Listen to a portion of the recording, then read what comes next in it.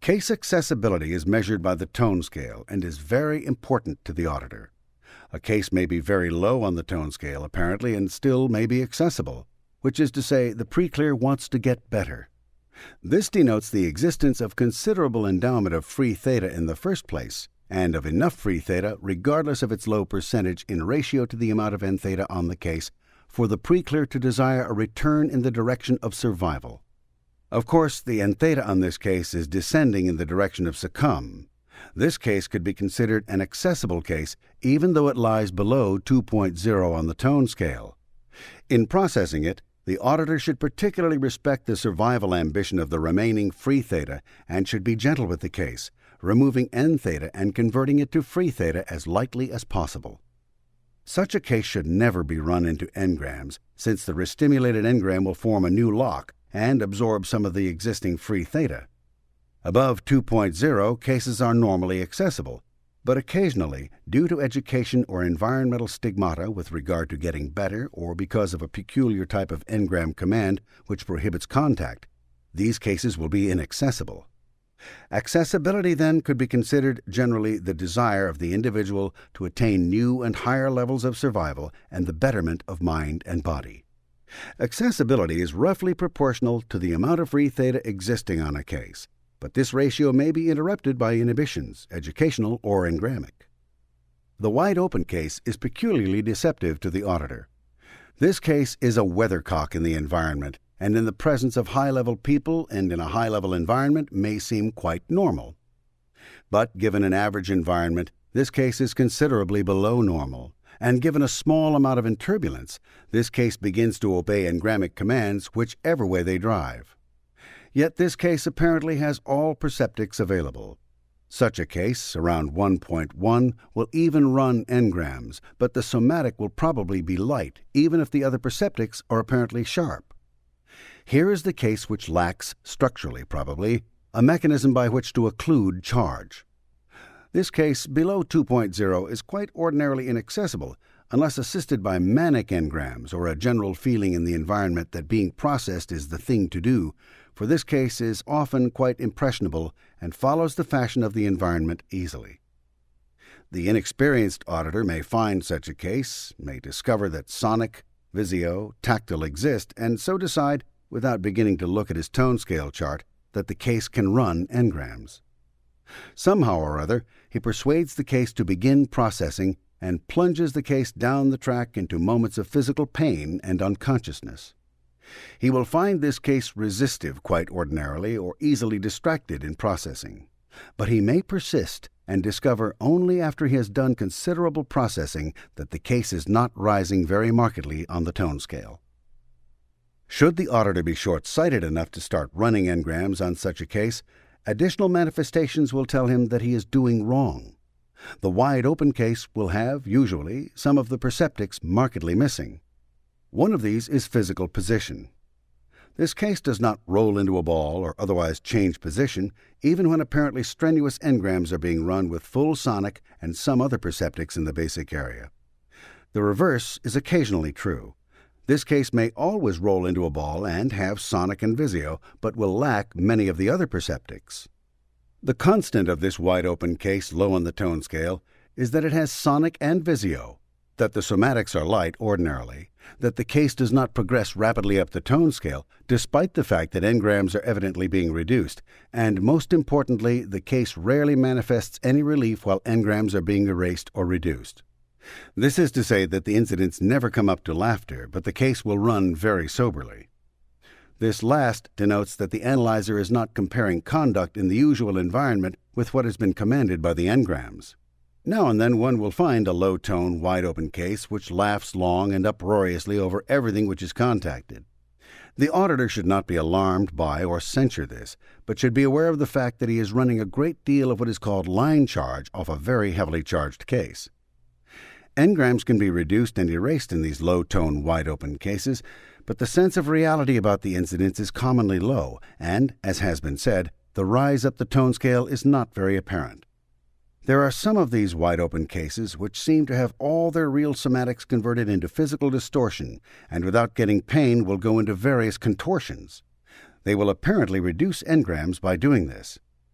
Any wide-open case which is low on the tone scale should not have engrams run on it until a very great deal of n-theta is converted to free theta by the discharge of secondary engrams and the scanning of locks.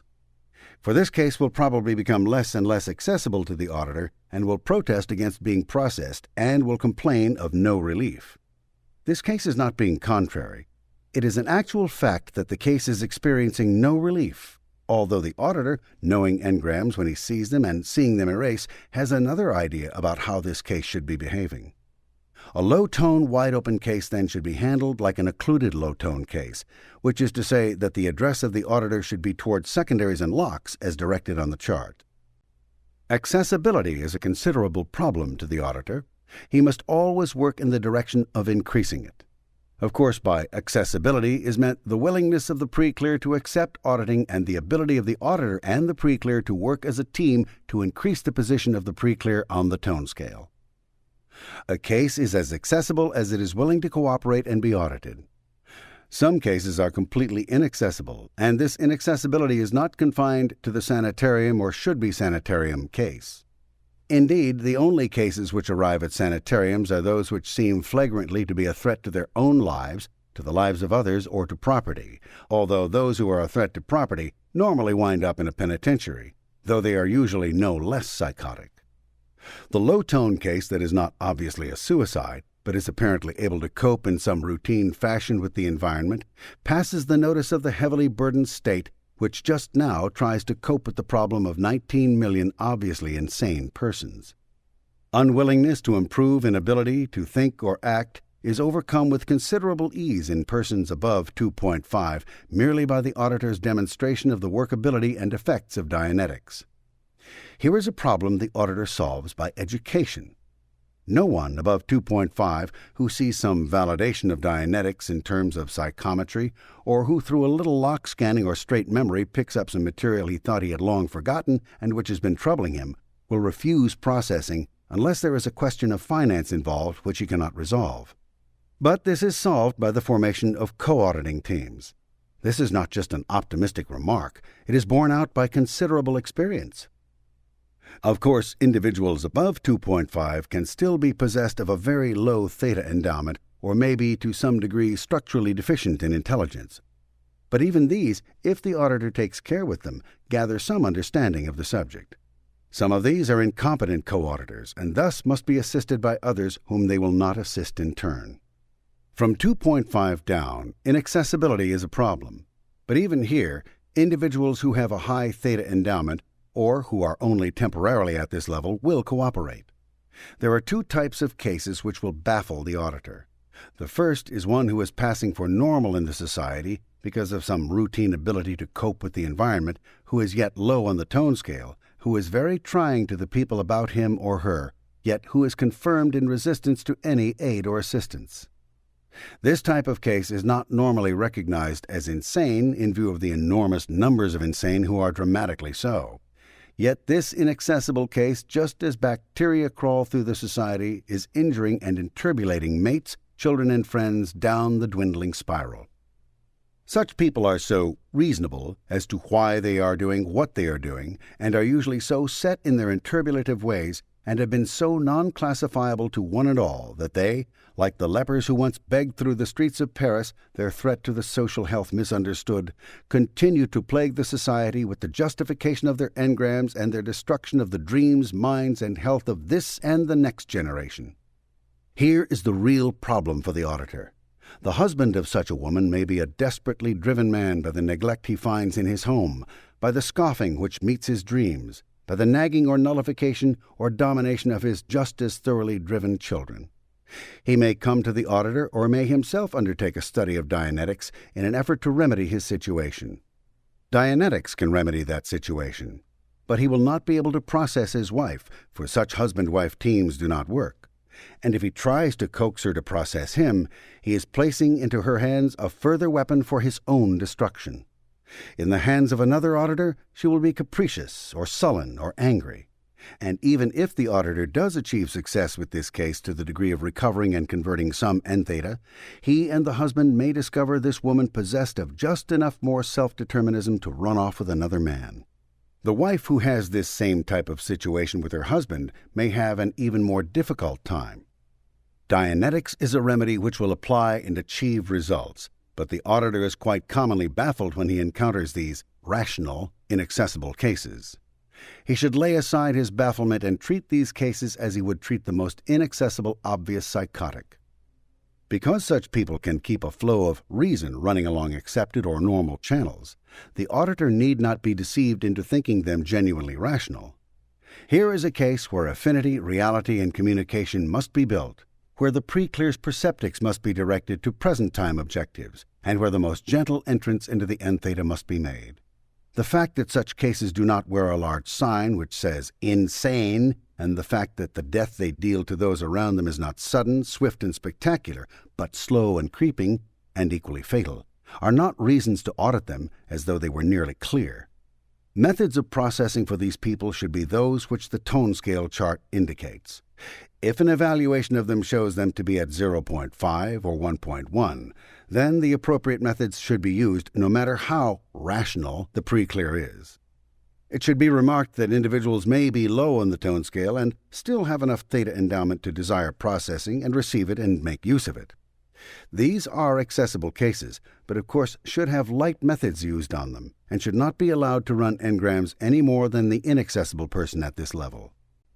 The next type of case which will give trouble to the auditor is the obviously inaccessible psychotic. A psychotic is that person, according to Dianetic definition, whose theta has become end theta completely, and who is either entirely locked up in an engram or chain of engrams and does nothing but dramatize them, or who is under the command of a control circuit and does limited if unreasonable computation. The psychotic varies in manifestation, but the reason he is psychotic does not vary. There are psychotics who are completely end theta all of the time, psychotics who are only acutely so under certain circumstances, and psychotics who become completely enturbulated during certain periods of the day or of the week or of the month. The last type, which is restimulated cyclically, is generally running on a time factor contained in the engram. The incident may have occurred on the 25th of the month and continued to the 30th, so this person becomes psychotic from the 25th to the 30th of every month. Or the incident may have occurred at 10 o'clock at night, and the psychotic is only insane at 10 o'clock every night. The cyclic psychotic is processed by the auditor only during periods when a small amount of free theta is available. No engrams must be run on individuals who are below 2.0 on the tone scale, whether they are accessible or inaccessible, save in those rare instances when the file clerk insists on presenting an engram. And they must be run then only with the gravest caution. And they must not be run even then if the auditor considers himself inexperienced.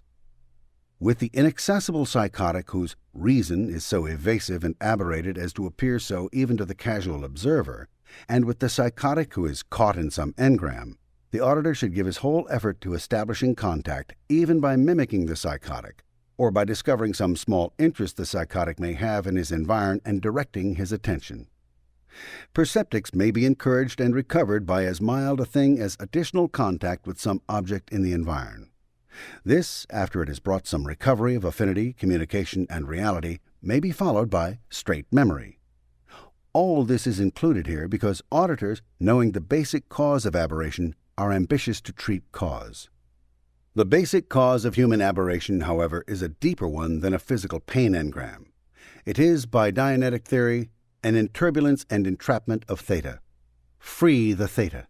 When the engrams are to be run, they will present themselves. The patter of the auditor in running engrams is a very simple one. It is easy to overcomplicate the simplicity of processing. People have written demanding to know how reverie is obtained, saying that after 20 tries they still have not been able to accomplish reverie in their pre-clear. They evidently have reverie mixed up with hypnotism and consider it unusual merely because it has a name. One induces reverie simply by asking the pre-clear to close his eyes. One brings a pre-clear out of reverie simply by telling him to open his eyes. The patter of running an engram is as follows. The file clerk will present the engram necessary to resolve the case. The somatic strip will go to the beginning of the engram. When I count from 1 to 5 and snap my fingers, the first phrase in the engram will flash.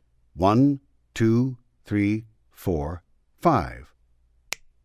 The first phrase of the engram presents itself. The auditor causes the pre-clear to repeat it until a somatic turns on. Then the auditor tells the pre-clear to go to the next phrase in the engram and repeat that, and so on, phrase by phrase, until the engram is run. Then to go back to the beginning. Above 2.5, the action phrases in the case may not be very forceful, and the pre-clear may, without much auditor assistance, after the above patter of repeating the first phrase is done, run the engram consecutively, repeating each phrase only once. If the pre-clear begins to come out of the engram suddenly and move on up the track into locks, or if he suddenly starts telling the auditor about locks, the pre-clear has bounced and is no longer in the engram, but has struck a phrase which has caused him to move out of the engram. If the pre-clear suddenly moves down into a lower engram, he has hit a down bouncer. In each case, the auditor, working with the file clerk, should procure the data necessary, asking if there is an action phrase, obtaining the action phrase, and causing the pre-clear to repeat that phrase until he is back in the engram he should be running. However, when action phrases are this active, the auditor has no business running very many engrams on the case, regardless of his hurry to get his pre-clear clear. He will do it faster by addressing secondaries and locks. The command value of phrases in engrams upon the pre-clear is shown by how well bouncers bounce the pre-clear out of the engrams, how well misdirectors misdirect him, how well deniers deny further content in the engram. This is a very important fact. When the auditor has discovered how active action phrases are, he will know better whether he should run further engrams on the case or not. When the n theta in locks and secondaries is unburdened, the command value of action phrases and all phrases in engrams will reduce markedly. An engram phrase depends for its strength upon secondaries and locks. You can run out of almost any pre-clear an engram which has just occurred and which therefore contains no locks, but even this has its exceptions. The fact that has no exceptions is that a phrase in an engram loses its potency when the n theta in secondaries and locks is removed from above the engram by lock scanning or running secondaries or by straight memory. Get rid of the charge and the ability of the engram to aberrate the pre-clear is slight. This does not gainsay the fact that after you have run a few secondaries or scanned locks or done some straight memory on a pre-clear and regained some free theta, even though the pre-clear remains fairly low on the tone scale, an engram may come into view which will have to be run by the auditor. The engram is basic, evidently, because it is the basic collision between theta and mest. It is important because it is a trap for future turbulences. Any case may possess from hundreds to thousands of physical pain engrams. It is a dull, inexperienced, and skillless auditor who will run engrams on a case without assigning the case to its proper position on the tone scale and being governed thereby. Unburdening engrams. Recently, I developed a technique called unburdening, which seems to have considerable possibilities. I have not had sufficient opportunity to test thoroughly its potentialities or to properly locate it on the tone scale. I give it here for your information and would greatly appreciate hearing about whatever results you achieve with it. Ordinarily, the last engram on a case can be run, providing it has not acquired too many locks. Further, any engram seems to depend for its inaccessibility on the locks it has accumulated. The auditor occasionally finds it necessary to run an engram even though he cannot get all the perceptics which are contained in that engram. It would be valuable if he could obtain all the perceptics and reduce or erase them. Unburdening would be a technique designed to assist the auditor in running out all the perceptics. The engram in this technique is run until everything in it which can be contacted is reduced. Then the auditor lock scans the pre-clear from the moment of the engram up to present time through all the locks of that engram. The auditor has the locks scanned one or more times, working with the file clerk. Then the auditor, using again standard procedure for engrams, runs that engram once more or twice more or until any additional material has been reduced. Then he again has the pre-clear scan all the locks of that engram. Then he once more runs the engram. It is the charge in the locks which seals in the engram. By discharging the locks through the technique of lock scanning, more and more perceptics should show up in the engram. Unburdening, then, would be the technique of thoroughly bringing to view everything contained in an engram by scanning its locks. Alternate running of the engram and scanning its locks should bring about a maximal release of n theta. The practicality of this technique is certain. the extent of its usefulness has not been thoroughly explored. It is completely assured that a physical pain engram underlies all misemotion, and that when misemotion is run from a secondary, a physical pain engram is commonly exposed to view. Indeed, the pre-clear may dive into the physical pain engram and start running it while the auditor is still attempting to get a discharge from the secondary. It also happens that when an auditor is trying to run an engram, his pre-clear may suddenly run into the misemotion of a secondary, which should then be run. It also occurs commonly that the pre-clear, when the auditor is trying to run an engram, will soar up into the locks of that engram. This is the result, usually, of a bouncer in the engram. But bouncer or no bouncer, the locks are there, and they are important. Thus, when an engram is reduced, the locks may be run, after which more perceptics may be found. Chapter 14, Column AJ, Chains of Engrams. Engrams exist in chains. Phrases exist in chains. Somatics exist in chains. Perceptics exist in chains. The mind files in terms of time and topic. It is an elaborate filing system, which, though simple in concept, would stagger anyone who would attempt to duplicate it in purely mechanical ways. All the injuries, for instance, to the right thumb lie in the reactive mind in a chain of injuries to the right thumb. The phrase, "I love you," lies in a chain wherever it appears in the reactive mind and in another chain in the analytical mind. And in times of restimulation, the two may become one chain. A smash on the right thumb, which was accompanied by the words, "I love you," would be a crossing of the right thumb somatic chain and the "I love you" phrase chain. Thus, somatics and words can crisscross each other up the bank. A time track exists, then, for every topic which can be indexed. This filing system is a highly complex interweaving, possible to compute mathematically, but rather impossible to draw, so varied may it be. When one speaks of a chain of incidents, one means usually a chain of locks, or a chain of engrams, or a chain of secondaries which have some similar content. These incidents in chains may contain the same dramatic personnel, such as all secondaries which contain mother and father, or all engrams which contain grandmother, or maybe all locks which depend upon a certain unknown engram or chain of engrams for their existence, but which can be identified by the file clerk as a chain of locks, or maybe any incident or perceptic lying on the time track which is interrelated with other incidents or perceptics. A single engram is a consecutive series of perceptics, which may or may not include consecutive phrases having to do with one injury at one period on the time track. Because an aberree can be expected to say the same things at any time when a certain same set of circumstances is approximated in his environment, one can expect the engrams of any person who was many times unconscious in the vicinity of that aberree to contain this same dramatization over and over again. Any of these things cause a chain.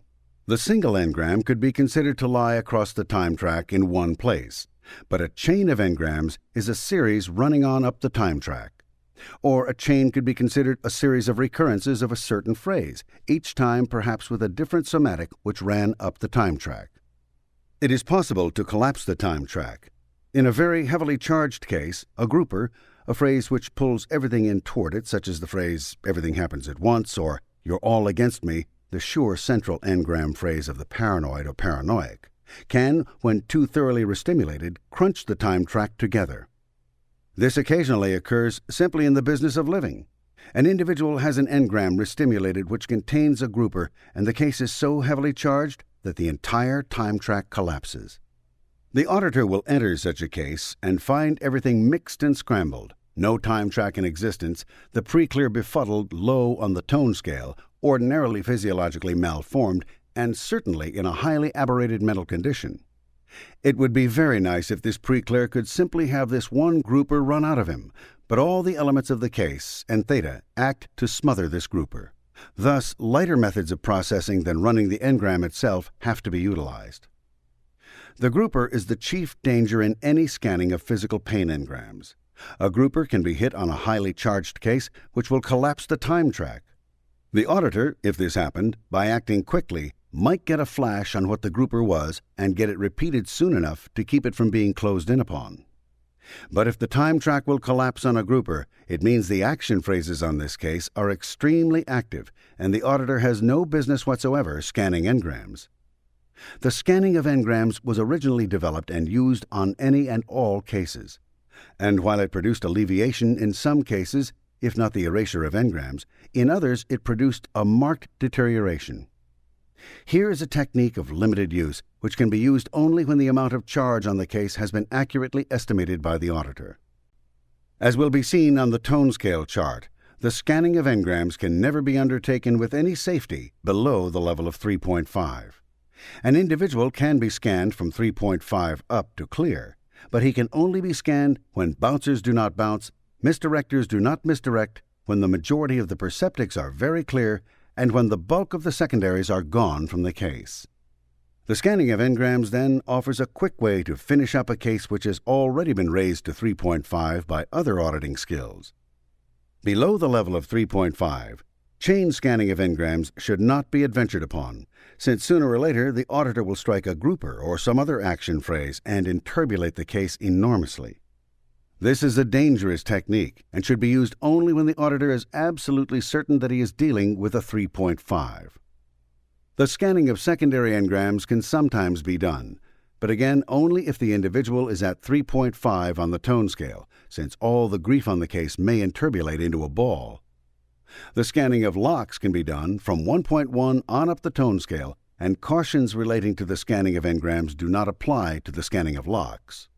However, in the process of scanning locks, one will occasionally find his pre-clear dropping into an engram. This is because n theta, in being freed, exposes an engram which is not suspected.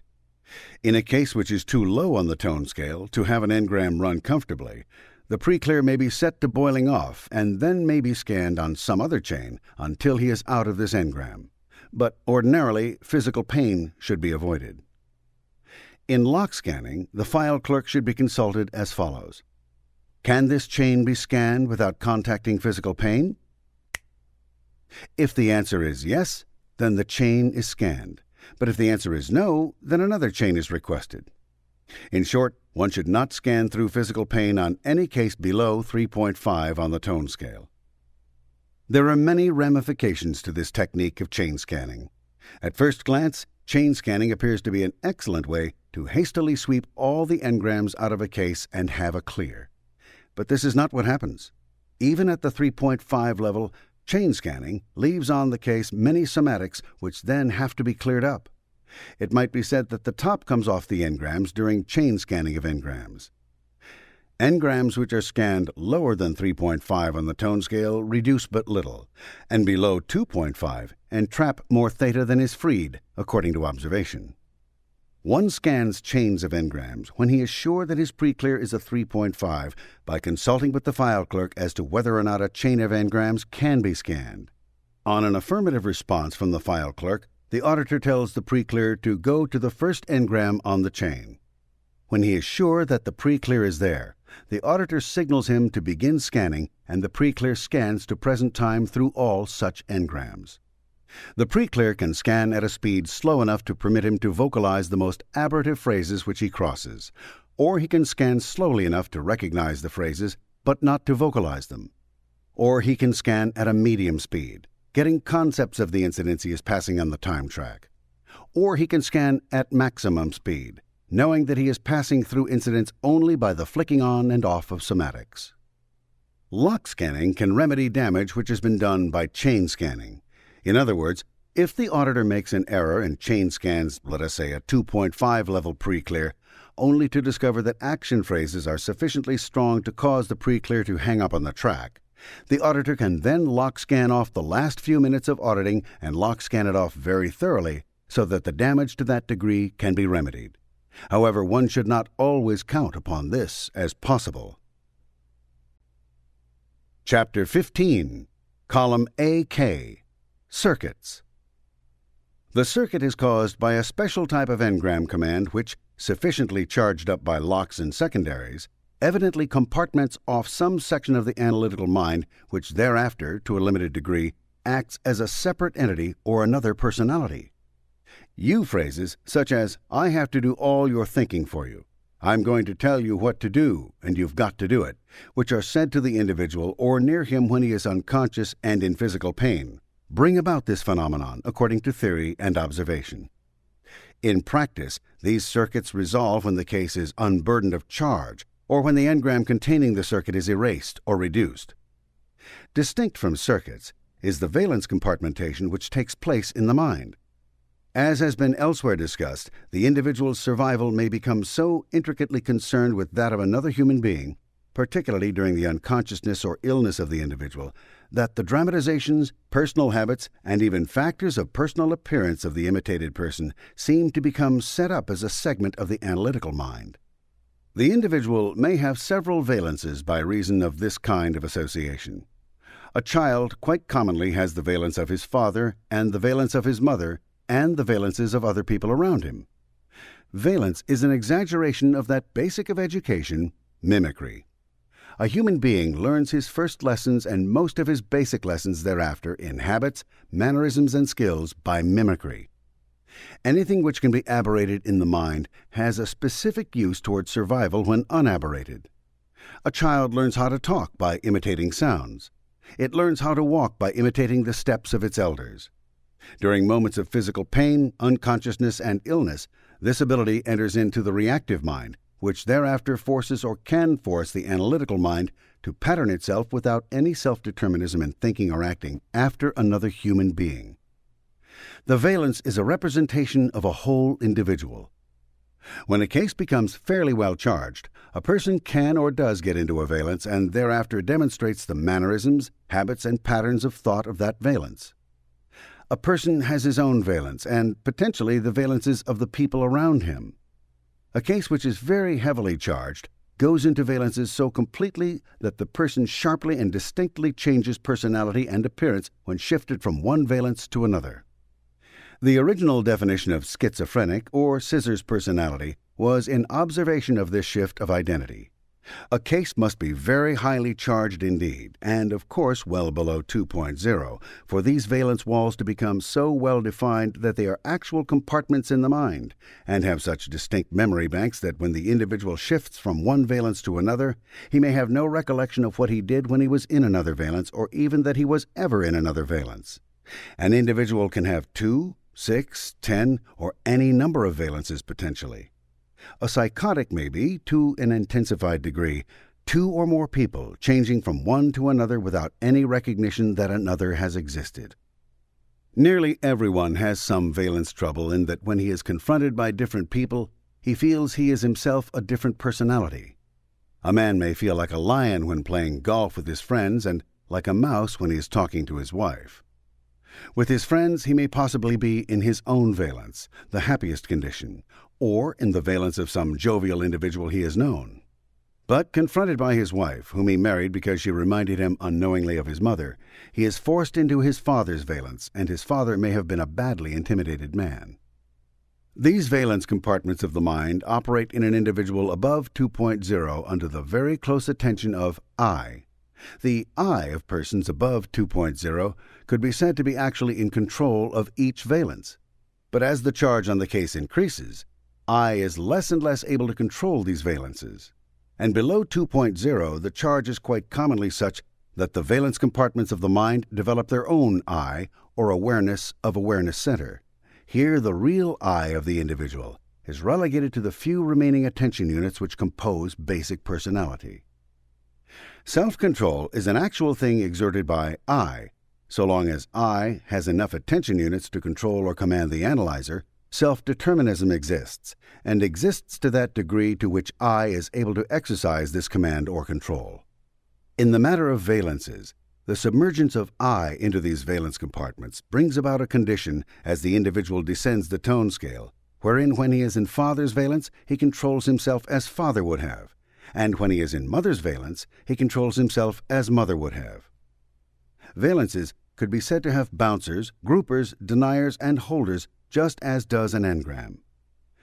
This is to say that the phrase known as the valence shifter may force the person to be in one particular valence, holder, or may force the person to be in any or every valence, grouper, or may force him to be barred out of a valence, bouncer, so that he cannot imitate some human being such as father who may have had very good qualities well worth imitating. Typical valence shifters are such phrases as, "You're just like your father," "I'll have to pretend I'm somebody else," "You're just like your mother and you grow more like her every day and I hate you for it," which would make a person be like his mother and hate his mother and thus hate himself. There is also the synthetic valence, which is an artificial person, or the valence command which makes a person like every stage actor he sees. Valences commonly exist for household pets, and it is not uncommon for a little girl to be in the valence of her dog or her cat and express herself with imitated mannerisms. When this happens to a marked degree, this child has a valence shifter which shifts her into the valence of the pet, such as, "You're just like Bonzo." Whenever mother is angry, the child becomes like Bonzo. The most obvious place to observe valences is during the running of an engram. An engram has a valence potential for every individual surrounding the unconscious person. If a doctor, a nurse, and a parent are present, for instance, around a tonsillectomy, and if they talk during the operation, something which should never be done, there is then a potential valence set up for the doctor, for the nurse, and for that parent. Of course, such an engram requires very heavy charge before these valences can take over any section of the analyzer. In running a heavily charged engram, the pre-clear will be found quite commonly to go into the valences of people around him in the incident. He will not get his own somatics, but he will get somatics which are commanded by phrases in the incident. If he is in a prenatal and running in mother's valence, he will have mother's stomach upset rather than the pressure which was on him at the time. He is thus out of valence. After the particular valence is discharged or the valence shifter is located, the pre-clear can then run in his own valence, and only in such wise does he experience much relief. The auditor should not be running engrams continually on a case so heavily charged that it gets command somatics and goes easily out of valence. The circuit is different from the valence. The valence mechanism produces whole people for the pre-clear to be, and will include habits and mannerisms that are not mentioned in engrams, but are the results of the pre-clear's compulsion to copy certain people. The circuit is a mechanism which becomes an identity in itself, with its own I, which takes a piece of the analyzer, walls it off with charge, and thereafter dictates to the pre-clear. In olden times, these were called demons. Socrates, for instance, had a demon which dictated to him, although the Socratic demon might not have been the result of an engram, but instead a theta perceptic. People commonly have various types of circuits and are unaware of the fact that they do have circuits. The stream of consciousness of an individual, his vocal maunderings over his problems, is actually a circuit at work which tells him how to think or tells him how to act. Thinking is so rapid and complicated that one would never have a chance to vocalize it. When thinking becomes vocalized, it is usually at the dictation of a circuit. A pre-clear may have one circuit that criticizes him, one circuit that seems to order him around, another circuit that mocks or derides him when he does something wrong, and yet another which gives him imaginary pictures. The pre-clear who has active circuits has a relatively highly charged case, and the case should be unburdened of charge before the auditor attempts to locate these circuits in engrams. It can happen when a circuit results from some dramatization of the parent, such as, "You stay there and listen to me," that straight wire can locate an awake incident in the life of the pre-clear when the parent was saying this to someone. The simple location of the actual dramatization and the identification of it by straight wire may nullify this circuit. Similarly, when the pre-clear commonly acts like his father and is ill with the same chronic somatics his father had, or approximations of them, it occasionally happens that the identification of the basic valence shifter by straight memory will cause the pre-clear to shift into his own valence. It also may happen that by straight memory one can locate a time when father was complaining about his stomach, with the result that the pre-clear who has been having trouble with his stomach suddenly ceases to have that trouble. Ordinarily, however, cases have to be unburdened of n-theta to a considerable extent before circuits and valences become inoperative, at which time the pre-clear's I regains its self-determinism and control of the organism which had been contested by artificial I's resident in the engrams. All circuits could be said to be control circuits, in that they are attempting to do something to the pre-clear in contest with the pre-clear's own I. These control circuits are artificial controls, and should not to any degree be confused with the desirable self-control of the individual. No control circuit is actually able to control the individual towards survival. Admonitions to a human being to control himself if he is awake may perhaps stimulate I to assert I's right to handle the body. But this may as easily restimulate a circuit and put the individual under the control of some command in an engram. There is a specific type of control circuit which is quite remarkable for giving the auditor trouble. When an engram contains a very forceful phrase, such as "control yourself," the auditor running that engram, even though it is heavily charged, may suddenly find the pre-clear running auto and going here and there on the track without any further commands. Here an auditing circuit has suddenly taken over. It is necessary for the auditor to discover the identity of this phrase and then have it repeated. The file clerk is sometimes unable to deliver up a control circuit, and when the file clerk becomes suddenly inoperative, although he has been working well before, the auditor should suspect that a control circuit phrase has shown up. Similar trouble is encountered in the valence shifter, but here sonic and the somatic may go off while the pre-clear is yet in the engram. The valence shifter asserts its control only to the point of changing the pre-clear into another identity rather than changing his position on the time track. This is not true of a control circuit. The control circuit may conduct itself as an interior entity which takes the pre-clear out of the auditor's hands. When pre-clears are very hard to handle, take the bit in their teeth and try to run their own cases despite anything the auditor may do, providing the auditor has been doing a fairly good job of it, for I will sometimes pull the case out of the auditor's hands if the auditor is doing a very bad job. They are running on control circuits, recorded commands which make the pre-clear misbehave under auditing. The case which will do this is very heavily charged, and one should not be running engrams on it. Self-auditing does not obtain good results for many reasons. A pre-clear auditing himself through n theta will inevitably run into trouble. He will reduce himself on the tone scale no matter how many engrams or boil-offs he contacts. He is dramatizing while auditing self, valences in engrams which have hurt him, and so he only continues to hurt himself via engrams. Self-processing is only possible in a system like self-analysis. This permits it because the author audits the pre-clear via the book. This system stops self-auditing and advances his place on the tone scale. Self-analysis is available at the addresses listed in the back of this book. See audiobook directory. It contains the self-processing system and a simplified statement of Dianetics. Control circuits not only dominate and order the pre-clear about, but they also nullify him. The pre-clear may have a circuit of a defeatist variety, which makes him believe that he is unable to do what is asked of him, and decreases his tone by telling him continually that he will fail.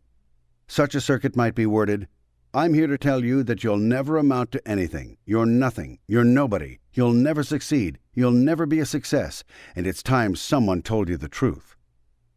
This circuit, with a heavy charge on it, commands the pre-clear continually down into the lower ranges of the tone scale by discouraging him.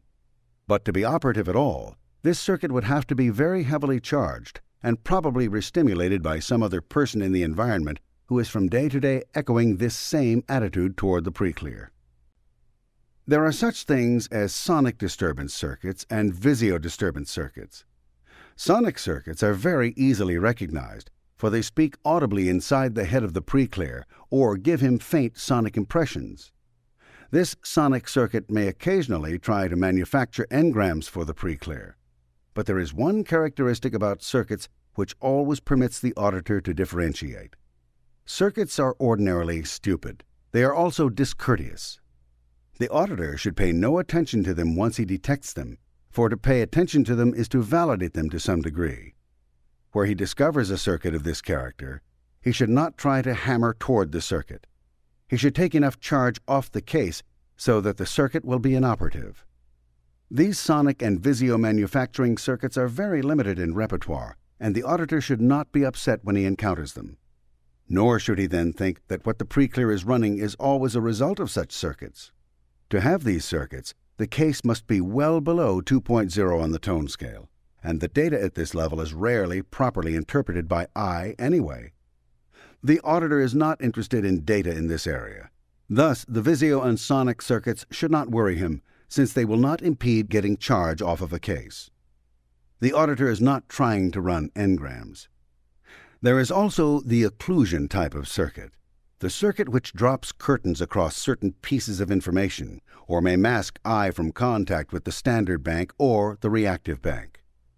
This circuit might be worded, "For your own good, I have to protect you from yourself." This may be very sympathetically uttered in some engram, and may be uttered enough times thereafter by the same person in the preclear's environ to give a thoroughly charged-up occlusion. This individual, because he is protecting himself from himself, cannot get into any portion of his mind for anything like optimum operation. But again, to be effective, any of these occlusion circuits require a great deal of charge. Lock scanning and straight memory will do much to alleviate these circuits, but the occlusion circuit can persist, worded 1,000 different ways, to such a degree that all and theta becomes more or less occluded. Circuits are peculiarly vicious in inhibiting the release of emotion. Here the auditor has a real problem in the heavily charged case, which is yet running on circuits which tell him not to cry, not to feel anything, to forget it, and so forth. The auditor may find his initial entrance into the case seriously impeded. The circuit makes it impossible for the preclear to discharge a secondary engram. But by straight memory and lock scanning, the auditor ordinarily can bring the preclear up to an ability to run secondary engrams even without discharging these inhibition circuits. Circuits exist which either enforce or inhibit affinity, reality, and communication. You never love anybody inhibits affinity. You have to love me enforces affinity. Nothing is real to you, and you've got to believe everything you hear inhibit and enforce reality. You've got to listen to me, or you never hear what I'm saying, enforce or inhibit communication. Valence shifts also give the auditor trouble when he is trying to unburden a case of secondaries. A preclear can be in the valence of father, who was not an emotional man, and so be unable to shed tears. A person may be in the valence of mother, who wept all the time, and may be in that valence so thoroughly that he appears to be running secondaries, but is in reality obeying commands or responding to an imitative urge to cry. The case is not unburdened in such wise of any secondary. The simple fact of being out of valence places him out of contact not only with his own pain, but also with his own emotional charge. The pain and emotional charge are on the case very heavily, but the preclear, shifted into another valence, is feeling command somatics or the pains of the other person and is weeping the tears and feeling the fears of that other person. An individual could go on doing this for some time without much improvement in the case. It should be understood that only below 2.2 can a case be heavily enough charged to shift the preclear out of his own valence to the point where he cannot feel his own pain and emotion on at least part of the track. When a preclear is out of valence this way, straight memory, lock scanning, in which the auditor never worries about whether the preclear is in valence or not, and the running of locks are alternated until enough charge is off the case so that the case comes naturally into its own valence and naturally runs its own physical pain. Fortunately, a case, no matter how badly out of valence it is and no matter how heavy the circuits are, releases its own anaton in the form of yawns or boil-offs, even though it may not release its own fear or tears. The valence sometimes has a relatively imperfect but nonetheless existing time track, and one can send a preclear who is in father's valence down father's time track, which will exist wherever father was in contact with the preclear. This track can actually be lock scanned, but this is a mechanism the auditor need not worry too much about. The auditor should understand the mechanisms of valence and circuits to understand what may be holding up his case and to understand and evaluate human behavior. But a study of this chapter should impress upon the auditor that a valence or a circuit has to be heavily charged in order to be highly operative, and thus the resolution of cases which are chronically out of valence, such as the coffin case, or cases which are heavily control-circuited, depends upon the resolution of charge. Charge can be gotten off of a case in the form of locks and even secondaries by straight memory and lock scanning, as well as by high affinity, reality, and communication as a result of the association with the auditor or of strong present-time survival factors or pleasure or even of education, as will be witnessed in group discussions where the tone of a person quite often rises. Early in Dianetics, a tremendous amount of knowledge and skill was necessary in order to handle circuits and valences. This was because engrams were being run before the case was sufficiently discharged to have engrams run upon it. Now that a better understanding can be communicated to the auditor of what he is doing, now that the auditor can understand better what is meant by charge and how to get rid of it, this enormous technology is not so necessary to the auditor. However, he should have an understanding of it, since there will be those cases which would resolve much more rapidly if the auditor understood that all the preclear was doing was crying mama's tears or obeying a circuit. One of the most blunt manifestations of circuits and charge in a case is what is called prenatal visio. There actually is a prenatal visio, but it is black.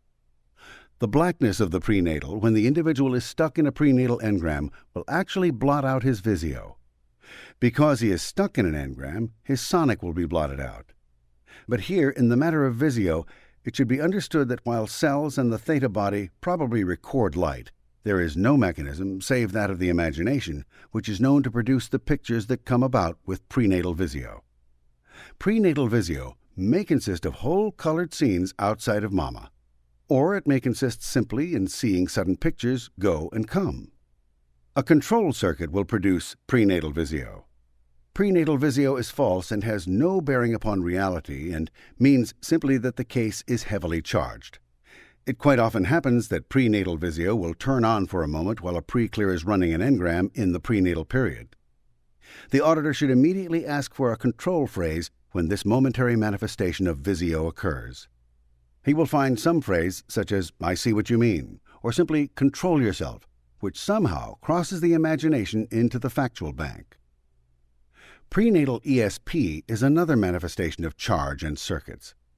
A circuit may exist which says, "I know what you're thinking about," and when returned to its vicinity, the preclear seems to get the thoughts of mother and father by ESP. Actually, these thoughts are composites of phrases which occur in the reactive and standard banks of the preclear. There may well be extrasensory perception, but prenatal ESP is false. There is an additional type of visio which the preclear gets that the auditor should know about. And this is not unlike the mirage which appears on the hot desert. A heavy boil-off or heavy areas of anitin may cause the preclear to drift off out of contact with reality and see scenes and even hear voices. These scenes and voices are quite disconnected ordinarily. The preclear should never be interrupted when doing this. This is a sure symptom of a boil-off. Shortly, usually, this phase will pass, and other perceptics of the engram will turn on. The preclear must always be permitted to go through such boil-off uninterruptedly, without being jogged or shaken or spoken to, because things which happen while he is in this condition become recorded, since he is close to being unconscious. Dreams seem to stem from this type of circumstance. The dream is usually an engram which reflects through the haze of anitin up to I by some bypass route and is considerably distorted on the way. The dream makes a great deal of sense when one has the engram. It even may enable one to find an engram which he would not otherwise suspect. But ordinarily, this type of guesswork is unnecessary, since a case that dreams heavily is either low on B1 or heavy with charge. Chapter 16, Column AL, Condition of File Clerk. As elsewhere mentioned, there are apparently several entities or response mechanisms in the human mind. Chief among these for the auditor, if not of the highest rank, is the file clerk. It is evident upon examination that the manifestations of aberration in general, valences, circuits, abilities of the mind, and their distortions, depend upon the fact that the construction of the analytical mind contains, basically, the mechanisms which are subject to aberration by engrams. The reactive mind does not have the operating mechanisms necessary to put engrams into effect beyond their contents of entheta and physical pain.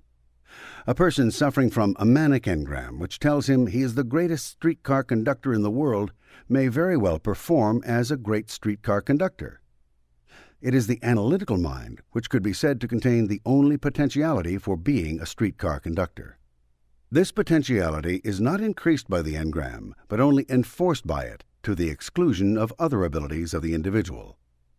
Relief of the engram makes it even more possible for the individual to be a great streetcar conductor, since the engram contains the factors of physical pain and unconsciousness which reduce analytical ability and thus make a person less able to perform. The control circuit can exist as a manifestation of engram command only because the analytical mind possesses natively the mechanism of control circuits. The I, as a part of its usual thought procedures, sets up and knocks down these control circuits at will. A whole series of circuits are set up by any new learning pattern, and these in turn compute independently of I. To drive an automobile, for example, I gives little or no attention to many of the routine acts of the body, but provides, through learning, circuits to handle these. Furthermore, I, in full control of the analyzer, subdivides and makes up or breaks down compartments of the analyzer to care for various reasoning processes. The salesman, for instance, sets up a circuit to sell his product. The I of the salesman may be paying very little attention to what the selling circuit is saying or doing while carrying out the routine sales talk. Thinking is so complex that circuits are very necessary to care for various things about thinking. The cook ordinarily has many circuits which tell her what to do with various dishes, while her eye goes on planning on higher echelon policy or being amused by the radio. In the preceding chapter, the reason for valences was discussed. The imagination can be exaggerated or inhibited by engrams or charge, and can actually be crossed into computive circuits by engrams or charge. But the imagination has to exist as an analytical, if sometimes independently self-controlled and apparently automatic, function and a native portion of the analytical mind before an engram and n-theta can aberrate it. Apparently, the main function of the file clerk is taking perceptic data, old conclusions, and imaginations and other data from the standard memory banks and forwarding them to the lower echelon computers, or to I. There are probably many attention units back along the standard banks performing this function, since there are obviously many subcomputers operating in any well-functioning mind. The analytical mind that is in very good working order, which is to say not misinformed by the arbitrary data in engrams or suppressed by the n-theta in the reactive mind, gets most of its answers on a flash response basis. The stream of consciousness of the fiction writer, or the useless maundering of the individual who has a circuit which tells him he has to think things over very carefully, and who verbalizes endless conclusions to himself, are usually the result of engrams and n-theta. The file clerk or his minions still hand through to I that data which is valid and accurate. The transaction is done, ordinarily, in milliseconds. As the analytical mind becomes more and more shut down by n-theta and engrams, more and more attention units are tied up or smothered. As this condition progressively worsens, the file clerk has more and more difficulty passing data through to I, since he is beginning to have to send it through circuits, through valence walls, and on unlikely routes. Under such conditions, the milliseconds stretch out not just to seconds or minutes, but to as much as 3 days. In a mediumly aberrated person, the file clerk has to receive the order and return the answer through so much n-theta and over so many circuitous routes that one has to think to remember something, and may indeed suddenly receive the data requested yesterday at 10 o'clock this morning, completely unrelated to anything one is doing at the time. As a case becomes even more suppressed by n-theta and the analyzer even more compartmented from the same cause, the file clerk becomes only a faint echo. Memory is considered to be very bad. The individual reaches his conclusions very slowly. When the individual has dropped below 2.0, not only does the file clerk as such cease to exist for the individual, but the data begins to be passed back and forth by substitute n-theta file clerks. The real file clerk is still there, but he is so suppressed that his functions are usurped. Thus, the receipt of data and the conclusions of an individual below 2.0 on the tone scale may be astonishing, to say the least. Not only is his analyzer cut down to a point where it computes instinctively in the direction of succumbing, even though that direction may be masked, but the data on which the computation is done is misselected and distorted by n-theta engramic selectors and storers. One might even go so far as to say that the individual below 2.0 fished most of his data from his engram bank rather than from his standard memory bank. It is remarkable that in even a heavily aberrated individual who is amnesia-tranced or heavily sedated, and don't try these things in processing since they would result in a much further in turbulence and aberration of the preclear, the calm and serene basic personality may be discovered, and the file clerk, deeply buried but now revealed, may be found to be still in good working condition. But so few attention units remain in basic personality, even though it contains the fundamentals of what this person would be if cleared, that this should be considered only as a comment and not as anything useful in processing. It is stated merely to bring home the fact to the auditor that the file clerk does not die or vanish, even in the psychotic, even though the auditor may feel this when he is working with the severely aberrated. The file clerk normally gives answers which contain specific data rather than answers which require computation. For instance, one can ask the file clerk any question which can be answered by yes or no with fair confidence, above 1.5, and receive the reply. Further, the file clerk will give data on time in terms of days of the week, dates of the month, months or years, to locate the pre-clear or an incident on the time track. Furthermore, the file clerk will offer up the names of things or of people or of chains when they are asked for. Or the file clerk, if the conclusion exists elsewhere in the mind, will forward through to the auditor the worded conclusion as to what should be done with the case. The ordinary use of the file clerk is very simple. The auditor merely asks, "Yes or no, are you stuck in birth?" The reply will be yes or no. The terms in which the auditor desires his reply should be stated first. Thus, the auditor says yes or no before he asks the question. He would also say date before he names the occurrence. And each time he would follow the question with a snap. Common careless mistakes consist of reversing this procedure so that the file clerk receives the yes or no after the question. In an ordinarily aberrated person, the file clerk may simply echo yes or no. Another but ridiculous error is to snap before the question is fully asked. The snap is the sound impulse which drives the answers through the circuits. To snap before the question is complete is to have no data to drive through the circuits. The file clerk must be handled with complete regard to the auditor's code. It actually occurs that the file clerk in a relatively heavily charged case may work perfectly for one auditor who has high ARC with the pre-clear, but may not work at all with an auditor who has slightly lower ARC with the pre-clear. This applies, of course, only to those cases which are below 2.0. The snap impulse seems necessary in most cases. There are cases which object seriously to the auditor snapping his fingers. These cases are restimulated by the sound of the snap, and a little straight wire usually finds the source of the objection. However, the auditor should not throw his hand toward the pre-clear when he snaps his fingers, as this is very restimulative to any pre-clear who has been slapped. The motion of the hand toward an individual, if done suddenly, is uniformly evaluated as a hostile gesture. Just as the auditor should keep his feet off the couch or bed or its baseboards, should refrain from touching the pre-clear, save when the pre-clear in distress wishes to hold his hand, so should the auditor use all courtesy with regard to the file clerk. The file clerk should never under any circumstances be invalidated. He should not be asked questions one way and then another, as though the auditor doubted the first reply. The exception to this is the low-tone case, which has a built-in circuit that responds to age questions. This the file clerk can evidently appreciate. But a very questioning attitude on the part of an auditor may well silence the file clerk. There is a great deal to be said on both sides of reality. The file clerk may be validated by an overly interested and satisfied reception of his data by the auditor, and can be invalidated by raised eyebrows or shrugs on the auditor's part. The pre-clear in the middle bands quite commonly distrusts his file clerk and will do enough invalidating himself. But when the pre-clear discovers that the auditor is accepting these answers, the pre-clear ceases this practice. Just as a general observation in the field of working with the file clerk and the pre-clear, an auditor can rush a case, which is in the middle or low bands of the tone scale, and begin to audit with such energy that the pre-clear is inturbulated and sometimes sinks considerably in tone.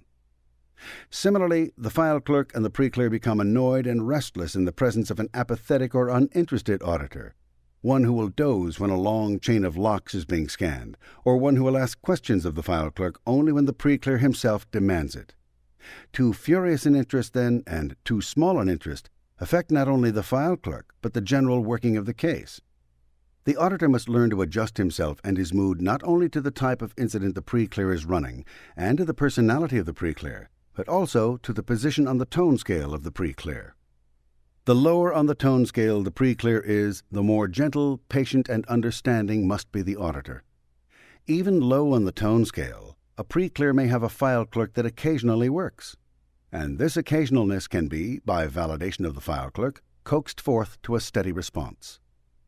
But if the auditor is less gentle and efficient than he should be, then the occasional workability of the file clerk will cease. Nothing shuts off a file clerk or a pre-clear faster than ineptness. A few errors can be condoned, but continual fumbling and uncertainty can cause a file clerk to give up and can produce a similar reaction in the pre-clear. Rather amusingly, in the Foundation, there was a spell of deification of the file clerk and other entities that had been discovered in the mind. The overall result was that auditors started talking to these entities rather than to the pre-clear.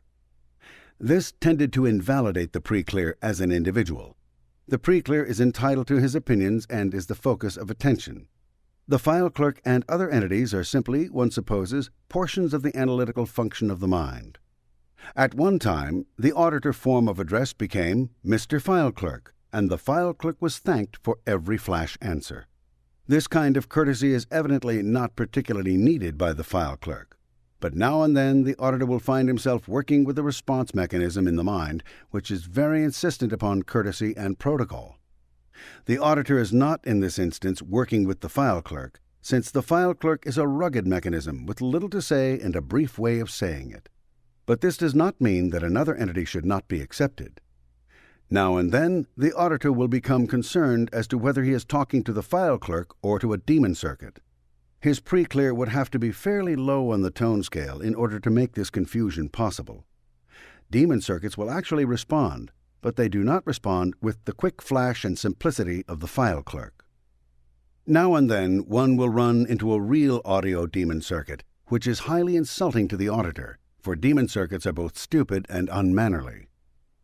The moment the auditor finds himself addressing such a circuit, he does well to pay it no further attention and accept no further replies from it, because additional attention to this end theta form serves to validate it for the pre-clear, if not to strengthen the form itself. Even though these demon circuits are amusing, the auditor should limit his attention to them, since all address in this direction is wasted effort. The auditor should merely know that such a thing can happen so that he will not be surprised if, as it rarely occurs, a demon circuit gets in his way. The sharpness and accuracy of a file clerk declines as the case descends down the tone scale.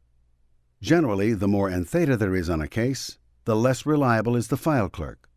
This normally does not become serious until the case is down to 2.0. After that, the condition of the file clerk not only becomes poor, but manifestations of the file clerk around 1.1 and 0.5 are such that no credence can be placed in them by the auditor. One will now and then encounter a pre-clear who gives file clerk answers according to the pre-clear. The auditor should already recognize where his pre-clear lies on the tone scale before he begins processing. But even so, the auditor may now and then be surprised by a file clerk who gives very extraordinary responses. File clerks have been reported by pre-clears which gave their yes and no answers as visible traffic signals. On the flash response, the signal arm would rise with a yes or a no, sometimes complete with red or green light. Or a file clerk may be reported by the pre-clear as a pair of hands that deal playing cards on which are written yes and no. Or, as in one case, the file clerk may be a toy railroad train which comes swinging by, stops, and turns up a dump car with yes or no painted on the bottom. These file clerks are not file clerks at all, but circuit mechanisms customarily found in very heavily charged cases which have a great deal of control circuitry. There is something about this control circuitry that turns on Visio. Possibly it is because the imagination runs on a relatively self-controlled basis, and because a control circuit can switch on imagination. However that may be, these mechanical devices and other manifestations when the auditor wants an answer from the true file clerk are symptomatic of cases low on the tone scale. The answers of these mechanisms should not be trusted. There are heavily entheted cases in which the file clerk always responds yes-no or no-yes. Here again, too much charge inhibits the auditor's use of the file clerk. Unless the auditor can get a clear and authentic, even if occasional, response from the file clerk, he should not attempt to work with the file clerk. Here is the most certain and automatic division of types of processing to be used which the auditor can have. Does the pre-clear have a working file clerk? If the pre-clear does, then straight memory, lock scanning, and secondaries are usually workable. If the file clerk does not respond or responds unreliably or with some strange mechanism, the auditor should limit his processing as a general rule to straight memory, very light lock scanning, and possibly fear secondaries, but avoid grief or apathy. If the file clerk's response is strong and accurate, engrams can probably be run on the case. These comments will give the auditor a quick jackleg diagnosis if for some reason he wishes to work with a case for a short time as a demonstration or an assist, and yet does not have a chart at hand or the time to locate his pre-clear on the chart. The auditor should always locate his pre-clear on the chart as accurately as possible if he is taking on a case for any term of processing more than a short session.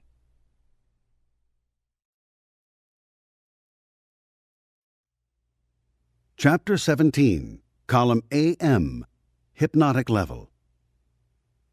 It is pertinent to diagnosis whether or not the pre-clear is highly suggestible or can be hypnotized. Hypnotism is an address to the reactive mind.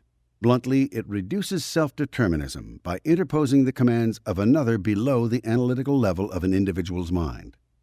It interpolates a case markedly and materially aberrates human beings by keying in engrams which would otherwise lie dormant, and is the sort of control mechanism in which an authoritarian individual, cult, or ideology delights.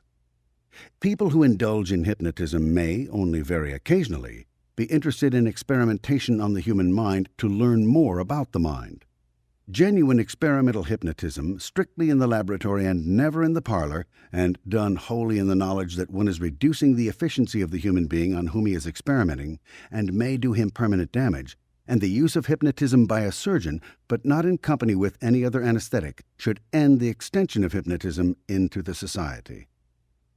Submission to being hypnotized is analogous to being raped, with the exception that the individual can generally recover from being raped.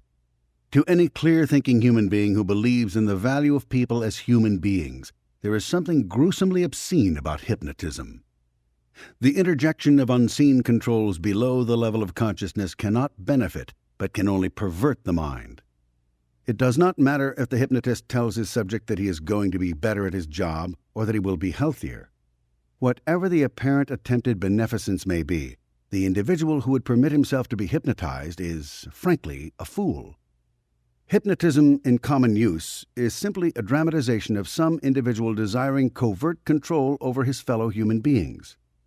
Hypnotism, by an investigation of it and its uses in the society, has been demonstrated to be much more widespread than was ever before suspected, since prior to Dianetic processing there was no method known to man by which the damage of hypnotism could be undone. It was thought by hypnotists that the mere remembering of these suggestions would relieve them, and that the power of the suggestion died out with time. These two ideas do not happen to be true. The hypnotic suggestion has to be run as a very heavy deposit of N-theta, nearly as heavy as a secondary engram, and it is thoroughly permanent until relieved by Dianetic processing and is subject to restimulation just like any engram or secondary. Of course, the surgeon or dentist who permits any unnecessary conversation or perceptics to exist in the anesthetized patient's environ is practicing a brand of hypnotism much more serious, long-lasting, and savage than ordinary hypnotism, even though the latter does not include physical pain or hypnotic drugs. In having Dianetic processing demonstrated to them, surgeons who knew their patients were unconscious and knew that no recording was taking place are astonished when these same patients under auditing play back the same conversation the surgeon well remembers having used and describe in tremendous detail operations of which, lacking technical training, they could have had no knowledge. The medical doctor and dentist forget that anesthetics came into general use only late in the 19th century and are definitely newcomers in the medical field, and that not very much is known or was known about anesthetics. Considered in this light, it should be less astonishing that they did not know what was happening to a patient under anesthesia, since neither has man had much data about anesthesia itself. The obstetrician whose patient after delivery suffered from a postpartum psychosis cringes when he discovers that it was his words spoken over the obviously unconscious, girl, which laid into her mind the command that causes her to abhor the child and to attempt to kill it 10 days after delivery. It is difficult to get a human being to accept responsibility of this magnitude, since it is so appalling what can be done in the operating room. Obscene jokes and crass derogatory personal remarks about the patient are the common conversation in the operating theaters of America today. Surgery should not be censured for this, since Dianetic processing and the knowledge of the consequences of noise and talking and even music around the anesthetized patient were not released until last year, 1950. More and more hospitals in the United States, now cognizant of the harm which can be done, are training their surgeons into silence around anesthetized patients and offering severe penalties for any conversation in operating rooms. So medicine at least is trying. However, the individual who knows Dianetics should not be shy or fall back from invalidation by the doctor when a friend or loved one is going to lie on an operating table. For one can afford a few setbacks, invalidations, or rebukes from some behind-the-times doctor if it means that one's friend or loved one will get well much more swiftly and will show no greatly increased level of aberration or descent on the tone scale because of the operation or exodontistry. You will yet live to see the time, not many years off, when a criminal charge will be placed against anyone speaking in the vicinity of an unconscious person. The regular intake of sedatives such as phenobarbital causes the individual to walk around in a light hypnotic trance. The drug itself may not be very harmful to the nervous system, but this light trance makes it possible for him to be keyed in by anything and everything around him, despite the fact that under sedation he does not apparently notice it. Sedation of the neurotic or psychotic is a very dangerous practice. If one must do something by way of drugs for these people, better effects, according to medical observation, can be achieved by the administration of stimulants, such as benzodrine. For some reason or other, probably because in a low-tone society individuals under thorough control excite less fear, sedation is considered less harmful. The stimulant is somehow considered to be too energizing, and medical doctors seem to prescribe sedatives much more rapidly than they will prescribe stimulants. Investigation of literature and consultation with accurate medical observation demonstrate that the individual shows less active aberration under mild stimulants. Below a certain point on the tone scale, of course, sedatives are administered in the hope that the patient will then cause the doctor, nurse, or others around him much less trouble, and are not administered in any hope or belief that they will in any way aid the patient. Actually, a few hours of lock scanning on any case will do more for his nervousness than a barrel of phenobarbital. There is another form of hypnotism which falls between the surgical operation and straight hypnotism without physical pain. This form of hypnotism has been a carefully guarded secret of certain military and intelligence organizations. It is a vicious war weapon and may be of considerable more use in conquering a society than the atom bomb. This is no exaggeration.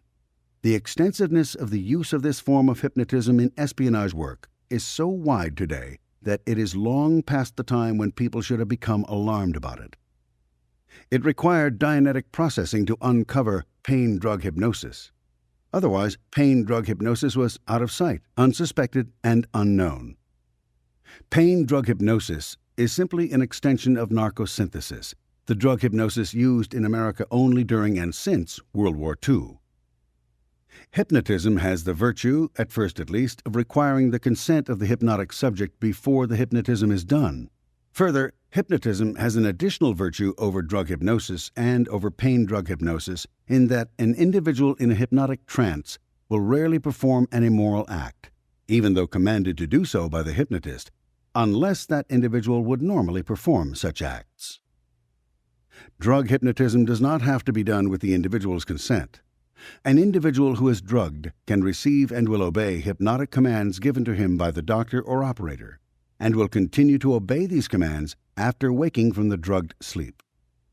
By using the method of dropping a heavy sedative such as chloral hydrate into an individual's drink, by suddenly muzzling him with a silk scarf from behind and injecting morphine into his arm, or by discovering the individual when he is drunk, or shortly after he has been operated upon, or during an operation, or during the administration of electric shock or sedation in an insane asylum, drug hypnosis can be induced. Thereafter, the operator works much as in ordinary hypnotism, Drug hypnosis can be administered with such wording that the patient will not only forget what he has been told and yet perform it, but will also forget that he has ever been given drug hypnosis if that command is included. And he may even be given data to account for the time during which he was given narcosynthesis.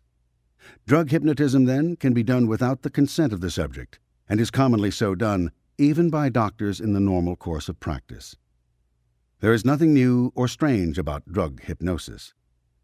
It occasionally fails to work as the operator intends, and it does not usually strike against the individual's normal moral tone, save that, of course, it inevitably lowers him on the tone scale, thus bringing about a tendency to generally lowered morals. It has been discovered that a drugged individual, when beaten and given orders, would almost invariably obey these orders, regardless of the degree to which they flouted his moral tone or his position or his best interests in life. Until Dianetics, the widespread use of this practice was unsuspected, simply because there was no means by which one could even detect the existence of pain drug hypnosis. An individual might be given pain drug hypnosis on Tuesday night and wake up Wednesday morning without any knowledge of the fact that he had been slugged when he stepped out of his car, given an injection, painfully beaten but not so as to leave any marks, and put quietly into his own bed. This individual does not know that anything unusual has occurred to him, nor will he suspect it, even when he is confronted with the fact that his conduct is extremely changed along certain lines from former conduct. This individual, if the criminal operator desired it, would actually obey the command to the point of striking up a friendship with some person the operator indicated, thereafter conducting his business along lines suggested by this friend. The Foundation undertook some tests with regard to the effectiveness of pain drug hypnosis, and found it so appallingly destructive to the personality and so unfailing in its action, save in cases of individuals with theta endowment far beyond that of the normal man, that a wider investigation was undertaken to discover just how many people one could find within easy reach who had been given pain drug hypnosis. Pain drug hypnosis is so effectively destructive that the Foundation has ceased experimentation along this line, having already learned enough and refusing to endanger the sanity of individuals. Psychotherapists with whom the Foundation has dealt have been eager to plant an engram in a patient and have the Foundation recover it to see how many of the perceptics are recoverable. The Foundation will accept no further experiments in this line and informs experimenters that they do this at their own grave risk. A much more natural and valid validation of engrams can be done without the use of drugs. A knowledge of engrams and the fact that people can be aberrated into becoming insane or criminal by the existence of engrams should be validation enough for the fact that pain drug hypnosis can be done without the knowledge of the individual and can command him to do things which are not only counter to his own survival, but highly immoral or destructive.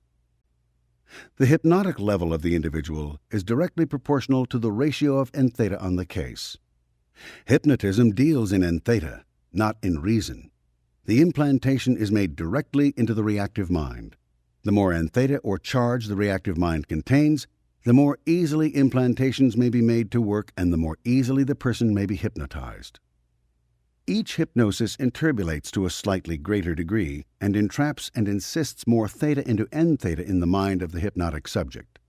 Continual and repeated hypnotism, simply by continuing to convert more and more free theta into N theta, causes the individual to descend on the tone scale. The manic effect of a manic hypnotic command has a limited duration, but the lowering of tone it produces is permanent, but for Dianetic processing. Hypnotism further acts as a key-in of many engrams and a restimulation of locks and secondaries, and thus increases the aberration of the hypnotic subject by approximating the words in engrams and secondaries at a time of lowered or absent analytical awareness. The auditor should realize then what hypnotism does to a case. 1, so that he will not use hypnotism. 2, so that he will pick up out of the case all hypnotic commands as one of his first orders of business. The patter of hypnotism goes somewhat as follows. You are relaxing. You are sinking down, down, down, which sends the subject down the time track, although the hypnotist doesn't know it. You are getting sleepier and sleepier. All you can hear now is the sound of my voice telling you to go to sleep, which installs a circuit. You want to believe everything I am telling you. which cuts down the ability of the subject to evaluate data. Everything I say to you will make a deep and lasting impression on you. When you wake up, you will discover that you feel very light and airy. You will want to be kind to people. Any time in the future that I say the word abracadabra, you will go into a hypnotic trance no matter where you are or what you are doing. You want to do exactly as I tell you to do. I am your friend. I am the best friend you have. When you wake up and I touch my necktie, you will take off your left shoe. When I put my hands in my pockets, you will put your left shoe back on and explain your actions. The subject would anyway. This is a post-hypnotic suggestion, and the subject, when he wakens, will perform this act at the operator's signal. You will now forget everything I have said to you during this session. You do not want to remember. The harder you try to remember, the more you will forget. As I count from 1 to 7, your memory of this incident will grow less and less and finally will vanish. 1. You are beginning to forget. 2. You are forgetting a little more. 3. You are forgetting more. 4. You are forgetting even more. 5. It is becoming very dim. 6. It is just a dim, dim dream. 7. Now shake your head and the facts will all fall out. This is rather typical patter. It varies somewhat, and the phrases are often repeated many times. The auditor who knows that hypnotic patter is more or less like this can, when he is reaching for it, cause the pre-clear to repeat these phrases or phrases like them, or get the phrases from the file clerk, which is the reliable way to do it. And so by knocking out the forgetter mechanism at the end, or knocking out an idiotic but not uncommon statement like, shake your head and all the facts will fall out, he may restore to the pre-clear considerable memory, not only of the incident, but of his life in general. The auditor can make the mistake of thinking because his pre-clear was hypnotized at the age of 11 by her cousin Freddie, and not by some professional stage or clinical hypnotist, that the hypnosis is nothing to worry about. Experience, however, demonstrates that frightened, guilty amateur hypnotists tend to use even more forgetter and reality breaker mechanisms than the confident professional or criminal hypnotist. And these incidents may be expected to be a morass of can't remember, forget, don't believe it ever happened, can't tell anyone about it, they wouldn't believe you if you did, etc., etc., etc. On an already occluded case, this kind of thing can easily blank out 5 or 10 years of the pre-clear's life almost by itself. Straight memory and lock scanning on these periods will have the effect of bringing the pre-clear in contact with the hypnosis, which the auditor may then be able to run. When drugs are added to hypnotism, the amount of N-theta is considerably increased, but the drug effect will come off in processing in the form of boil-off, which is covered under relative N-theta on case. When an auditor finds his pre-clear unusually suggestible, he should be very careful what he says to the pre-clear. He may notice that a pre-clear, after he closes his eyes, will begin to flutter his eyelids. This is a symptom of the very lightest level of hypnotic trance. The auditor cannot avoid processing the case, but he should be careful to use language quite unlike hypnotic suggestions, and be certain at the end of the processing session to scan off the auditing. There is very little the auditor can do to a case which goes into a hypnotic trance each time a command is given to close the eyes. Returning back down the track slightly increases the suggestibility of any person. There is no harm in this except during boil-offs. During a boil-off, remarks which are made to the pre-clear may be forgotten and lost, thus becoming hypnotic suggestions.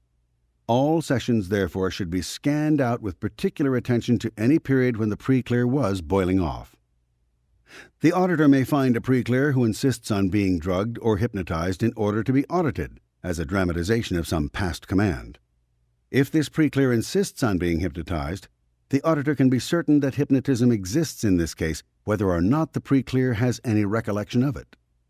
Hypnotism is general in our society, and a request for hypnotism is a dramatization of hypnotism. Further, the percentage of people who remember that they have been hypnotized, or how many times, is very slight. Hypnotism has been a parlor game, the tool of the pervert, the command assertion of the authoritarian, and is more general than one would immediately suspect, as the auditor will discover after he has processed a few cases. He should not be surprised at what he finds in a hypnotic incident, since the facts may differ entirely from what the hypnotist told the subject had taken place. A motto one could use is, Never believe a hypnotist.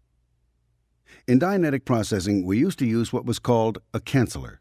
At the beginning of the session, the pre-clear was told that anything which had been said to him during the session would be cancelled when the word cancelled was uttered at the end of the session. This canceller is no longer employed, not because it was not useful, but because lock scanning provides the means of scanning off all the auditing. This is a far more effective and positive mechanism than the canceller. In scanning old auditing off cases, the auditor will occasionally find that the pre-clear cannot recover what the auditor said. The reason for this is that the canceller has acted as a forgetter mechanism and has closed off the auditor. Merely using repeater technique, which is to say the standard words of the canceller said over a few times, will bring the pre-clear into contact with the first canceller in the case, and the consequent cancellers will then have no great aberrative effect. It should be remarked about hypnotism that an early hypnotic session is the more valid one, even if it is cancelled by a later hypnotic session. The mere command in a later hypnosis that the early hypnosis does not exist will do nothing to render the early hypnosis less effective, but it will make the subject forget it more thoroughly, and the commands of the earlier incident will still be accepted over those of the later. This is the way all engrams work. However, in unburdening hypnotic sessions from a case, sometimes one has to start with the latest session and work back because of the amount of n-theta entrapped in the last sessions, which, being the latest of a long line, will be found to be very aberrative to the case. Chapter 18, Column AN, Level of Mind Alert. It could be postulated that there are actually several levels of mind function. For purposes of analogy and the communication of the technology of processing, we use simply the reactive mind and the analytical mind. The analytical mind would be that part of the being which perceives when the individual is awake or in normal sleep, for sleep is not unconsciousness, and anything the individual has perceived while he was asleep is relatively easy for the auditor to recover, and which records in the standard memory banks. The standard memory banks, then, would be recordings of everything perceived throughout the lifetime up to present time by the individual, except physical pain, which is not recorded in the analytical mind but is recorded in the reactive mind. The analytical mind would have, additionally, recordings of its conclusions at the time it perceived certain things in the environment. Conclusions in the analytical mind are taken from observation and experiences and education adjusted to the environment of present time and the future. Conclusions and perceptics are filed by time and topic. The computive mechanism of the analytical mind works evidently on the basis of comparison of data and evaluation in terms of differences. The brightness of the analytical mind consists, first, of its ability to record perceptions in the environment. Next, of its ability to recall them, either to review memory or to bring about new computations. Third, to compare and evaluate data for purposes of optimum survival along any or all of the dynamics. Fourth, its ability to refile the conclusions so reached. Fifth, its ability to summate and compare those conclusions as needed in further computation. The analytical mind would also contain the imagination, which either creates new realities out of whole cloth or patches them together out of old bits and pieces of experience. The function of the imagination is to postulate goals, foresee obstacles toward them, and give definite shape to present and future environments. The analytical mind also records, in company with conclusions, all imaginings and compares and reimagines these as an aid to optimum survival. Uninfluenced by arbitrary data, the analytical mind theoretically is capable of perfect computation at all times. The data on which it computes may be erroneous, but the computer itself is right. An adding machine gets right answers so long as it is used, unless there is something wrong with the operator or with the machine itself. As the analytical mind is its own operator, in looking for errors, then, one must examine the sources of data. The standard memory banks have erroneous data in them only on an educational basis. Consider an adding machine which added an extra 5 into every column without the knowledge of the operator. Each time the operator added 5 to 5, he would get 15. When he added 20 to 10, he would get 35. In the case of a multiplying machine, if the machine multiplied by an additional 5 each time a product was required of it, the operator, when he multiplied 2 times 10, would get 100. When he multiplied 1 times 5, he would get 25. In each case, the error in the machine is the addition of a hidden arbitrary. If one were doing subtraction and the machine always subtracted 5 more than the operator called for, when 5 was subtracted from 10, the operator would get 0. When 10 was subtracted from 20, the operator would get 5. In the case of division, if a machine divided by 1 more than the operator desired, when the operator punched out 5 into 30, he would get a quotient of 5. When he punched out 3 into 12, he would get a quotient of 3. Here, unseen and hidden errors, lying below the observable mechanical level of the machine and out of the operator's knowledge, would, by injecting hidden numbers into sums and multiplications, subtractions, and divisions, produce wrong answers. The analytical mind is continually subjected, in an aberrated individual, to these arbitrary data. The individual is unaware of the existence of these data, since these data arrive into the reactive mind at a time when the analytical mind is unconscious. The analytical mind did not perceive or record the fact that the data came in, and it is then not aware of the fact that the data exists. Thus, the analytical mind can be subjected to hidden arbitraries, which obsess or compel it or inhibit it from making correct conclusions. The purpose of the analytical mind is to be right and never to be wrong. A person who is generally more right than wrong survives. A person who is more wrong than right succumbs. It is not until the analytical mind is almost completely shut down, as at 2.0 and below, that the direction toward succumbing is taken, since the analytical mind is not present in sufficient force to take the course of survival in the face of the arbitrary data forced upon it by the reactive mind. The reactive mind is the composite of n theta on the case. The analytical mind would be the sum of reasoning theta. The total content of the reactive mind consists of locks, secondaries, and engrams. These contain phrases which are capable of considerable deranging computation and imagination. Enforced by the physical pain portion of the engram, these arbitrary data have command power on the analytical mind. The analytical mind, resisting this command power, will force the pain to turn against the body, producing chronic somatics which compare to rheumatism, bad hearts, migraine headaches, malfunction of the endocrine system, and other undesirable characteristic chronic somatics. Theoretically, the analytical mind has as part of its ability, when it is working freely, command over any part of the organism. This is true at least when the analytical mind works via the somatic mind. The somatic mind would be that mind which takes care of the automatic mechanisms of the body, the regulation of the minutiae which keep the organism running. Here is a vast system of valves and meterings. However, the reactive mind can work against the analytical and somatic minds to enforce and inhibit all these regulative functions and throw them out of adjustment, bringing about various non-optimum physical conditions. As has been stated, other levels of mind can be postulated. One could consider as many as 8 or 10 mind levels. The somatic mind level would be that which concerned body cells. These seem to run on a theta-mest union, which gives to each cell and organism life of its own. Science for many years believed that the life of the whole organism was only the composite life of the cells. This is extremely unworkable, and the discovery of the point field of energy of the body, by recent scientific workers, gave the most precise kind of evidence as to the existence of an overall organism life. A body composed simply of cells, each one with a life of its own, would not have a point field. The overall organism, however, does have a point field. Here is a measurable aura, which evidently is in addition to, and according to work in Dianetics, independent of the cellular life of the body. In other words, there is evidently a theta body capable of its own independent survival, superimposed on the organism. The departure of this theta body marks the point of organism death. The organism, however, still contains life. The cellular organism survives, as concerns the least independent cells, 8 to 10 minutes, or, as in the case of highly independent cells, upwards of a year. In other words, there is a separation of the organism body and the theta body, according to these postulates and observations, and then ensuing death to the cellular life of the organism body.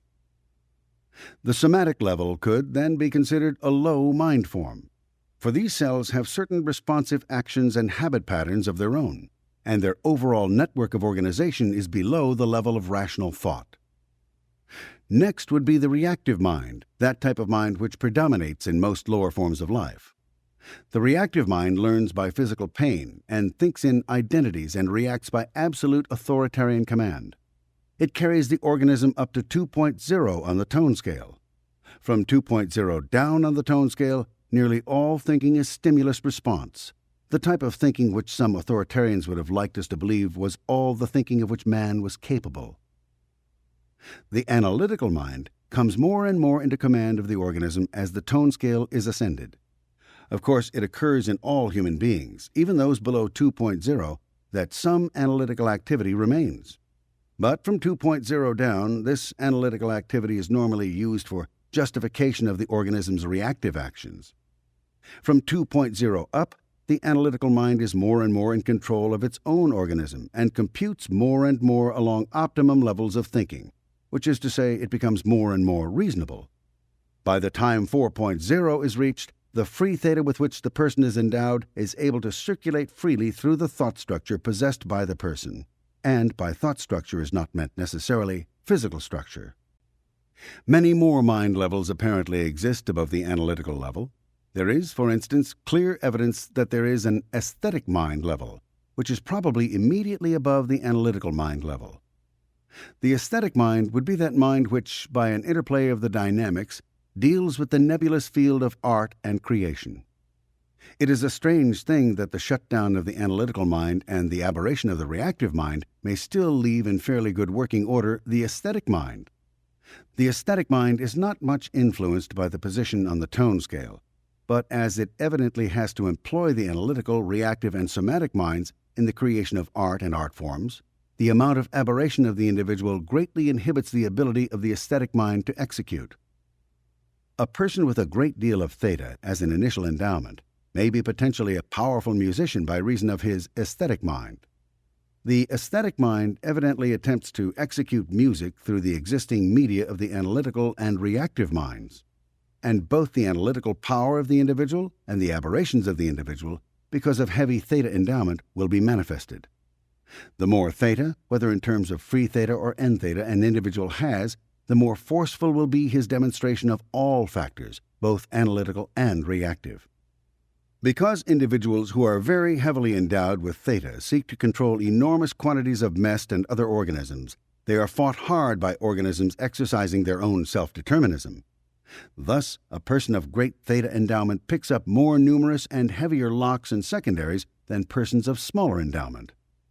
This is not because more theta is there to interbulate, but because there is more counterattack against the individual.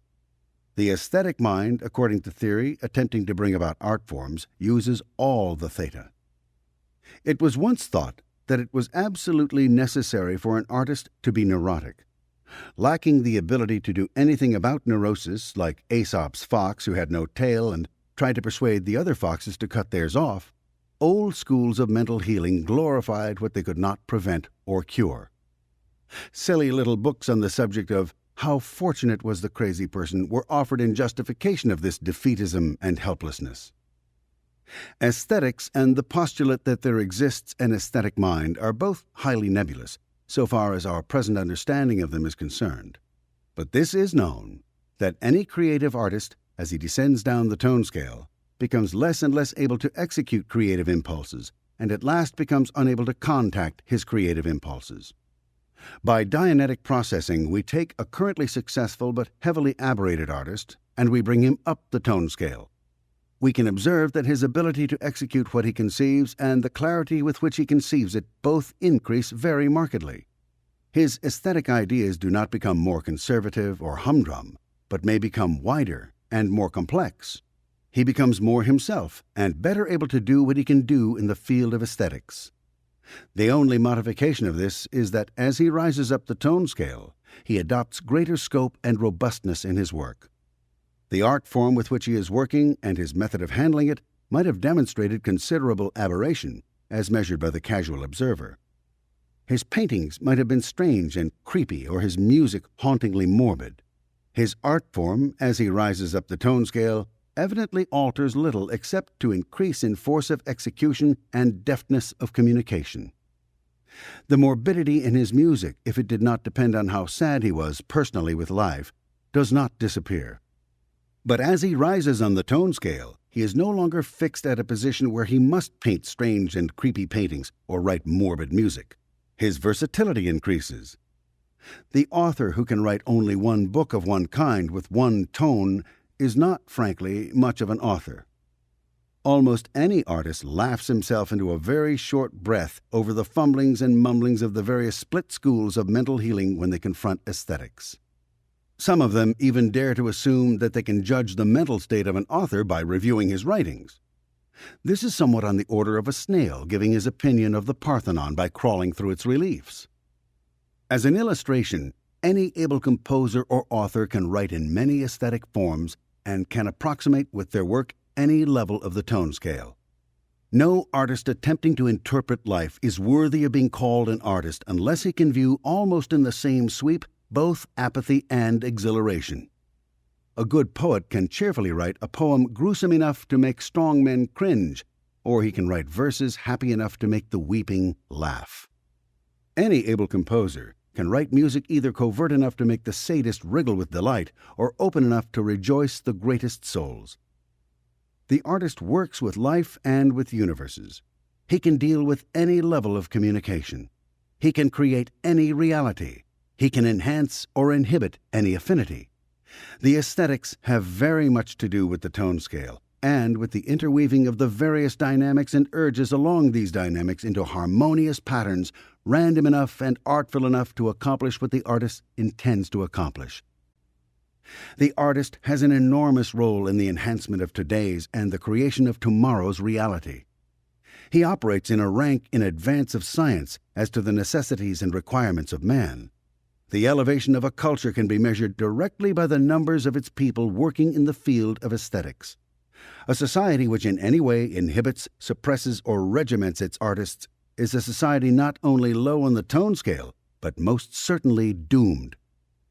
A totalitarian state, following its usual line of perversion of truth, talks endlessly and raucously about its subsidization of the artist, but it subsidizes only those artists who are willing to work for the state exactly as the state dictates.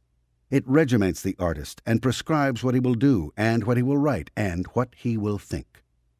This is in direct contraversion to the function of the artist in a society. Because the artist deals in future realities, he always seeks improvements or changes in the existing reality. This makes the artist inevitably and invariably a rebel against the status quo. The artist, day, by postulating the new realities of the future, accomplishes peaceful revolution. It happens, however, that democracies and other forms of government are prone to overlook the role of the artist in the society.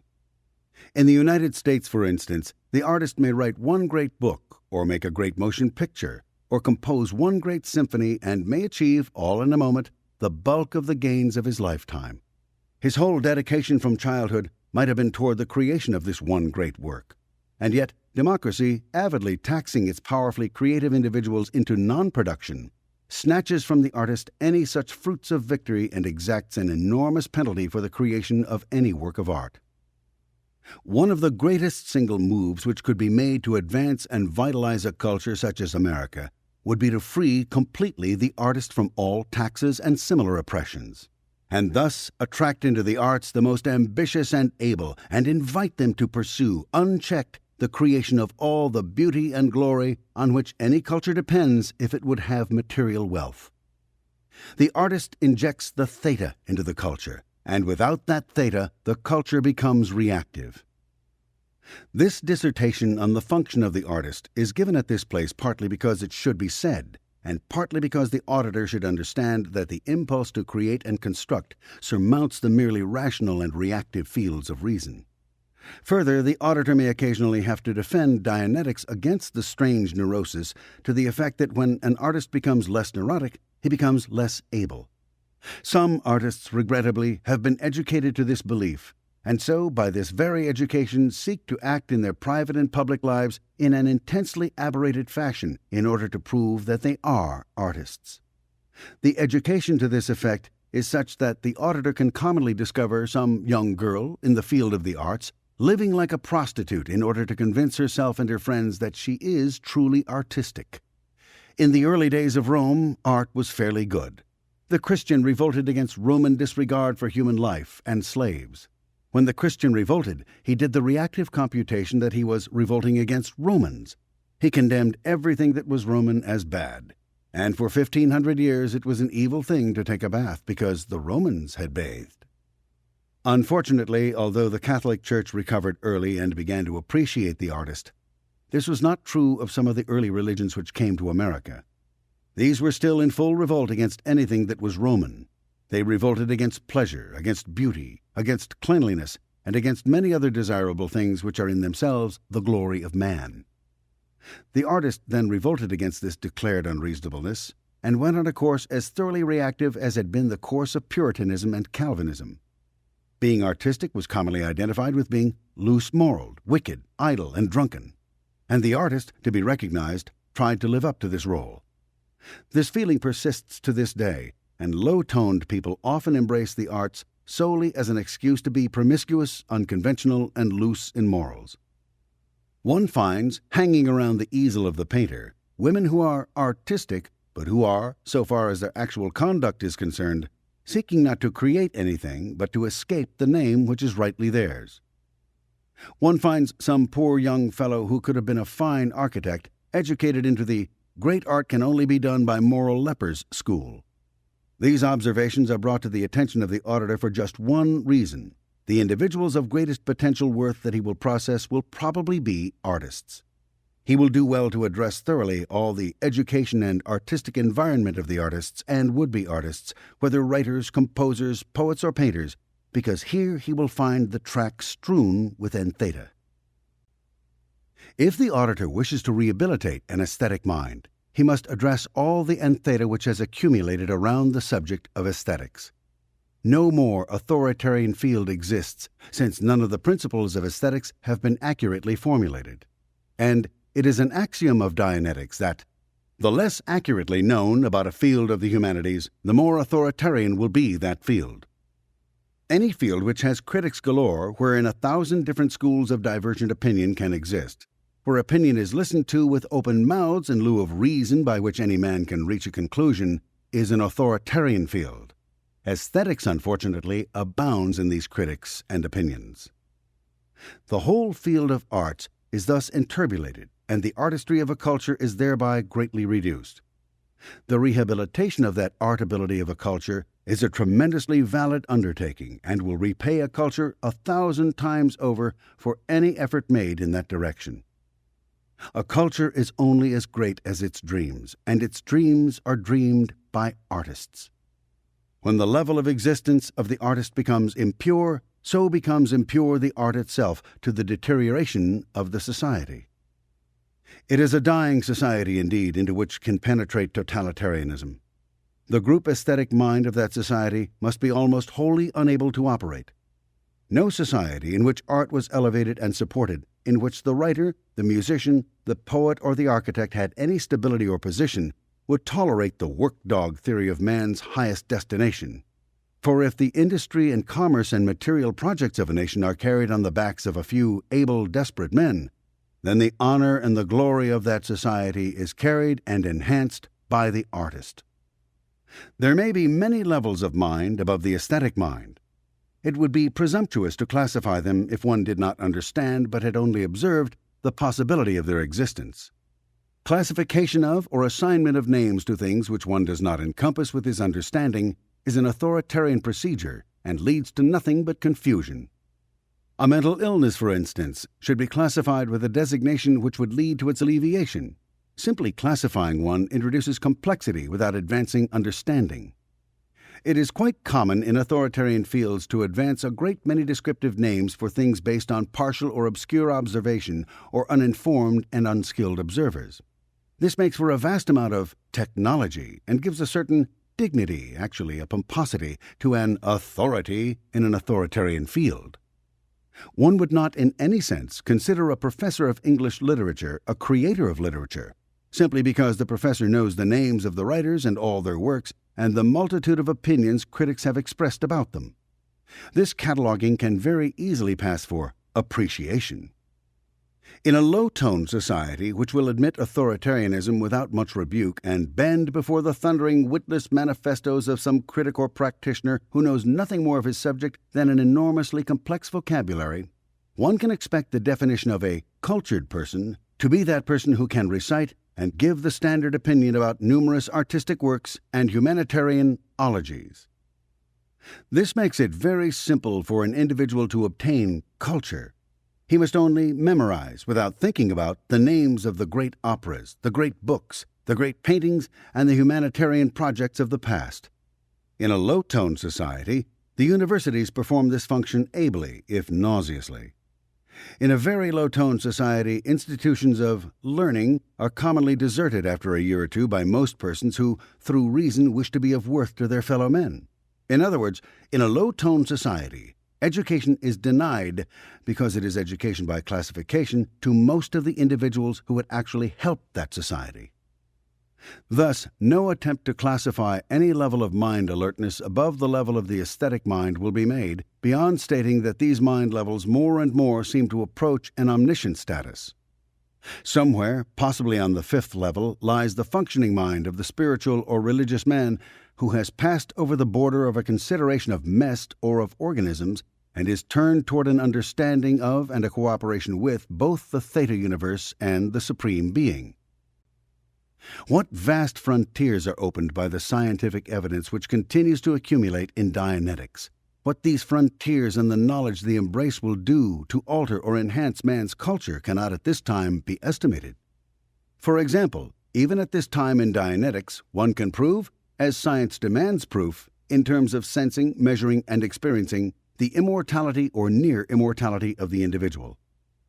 Oddly enough, or perhaps not so oddly, hardly any reinterpretation of Scripture is necessary, save that the boldness and scope of past considerations about the human soul, God and the devil, and heaven and hell are stabilized and made contactable.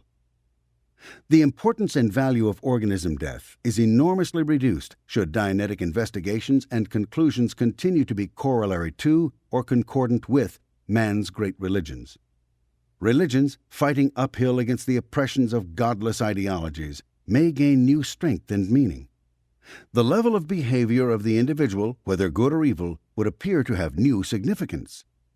For those people who overcome the suppressors to their goodness, ethics, and honor, an upward surge toward spiritual immortality seems to be indicated.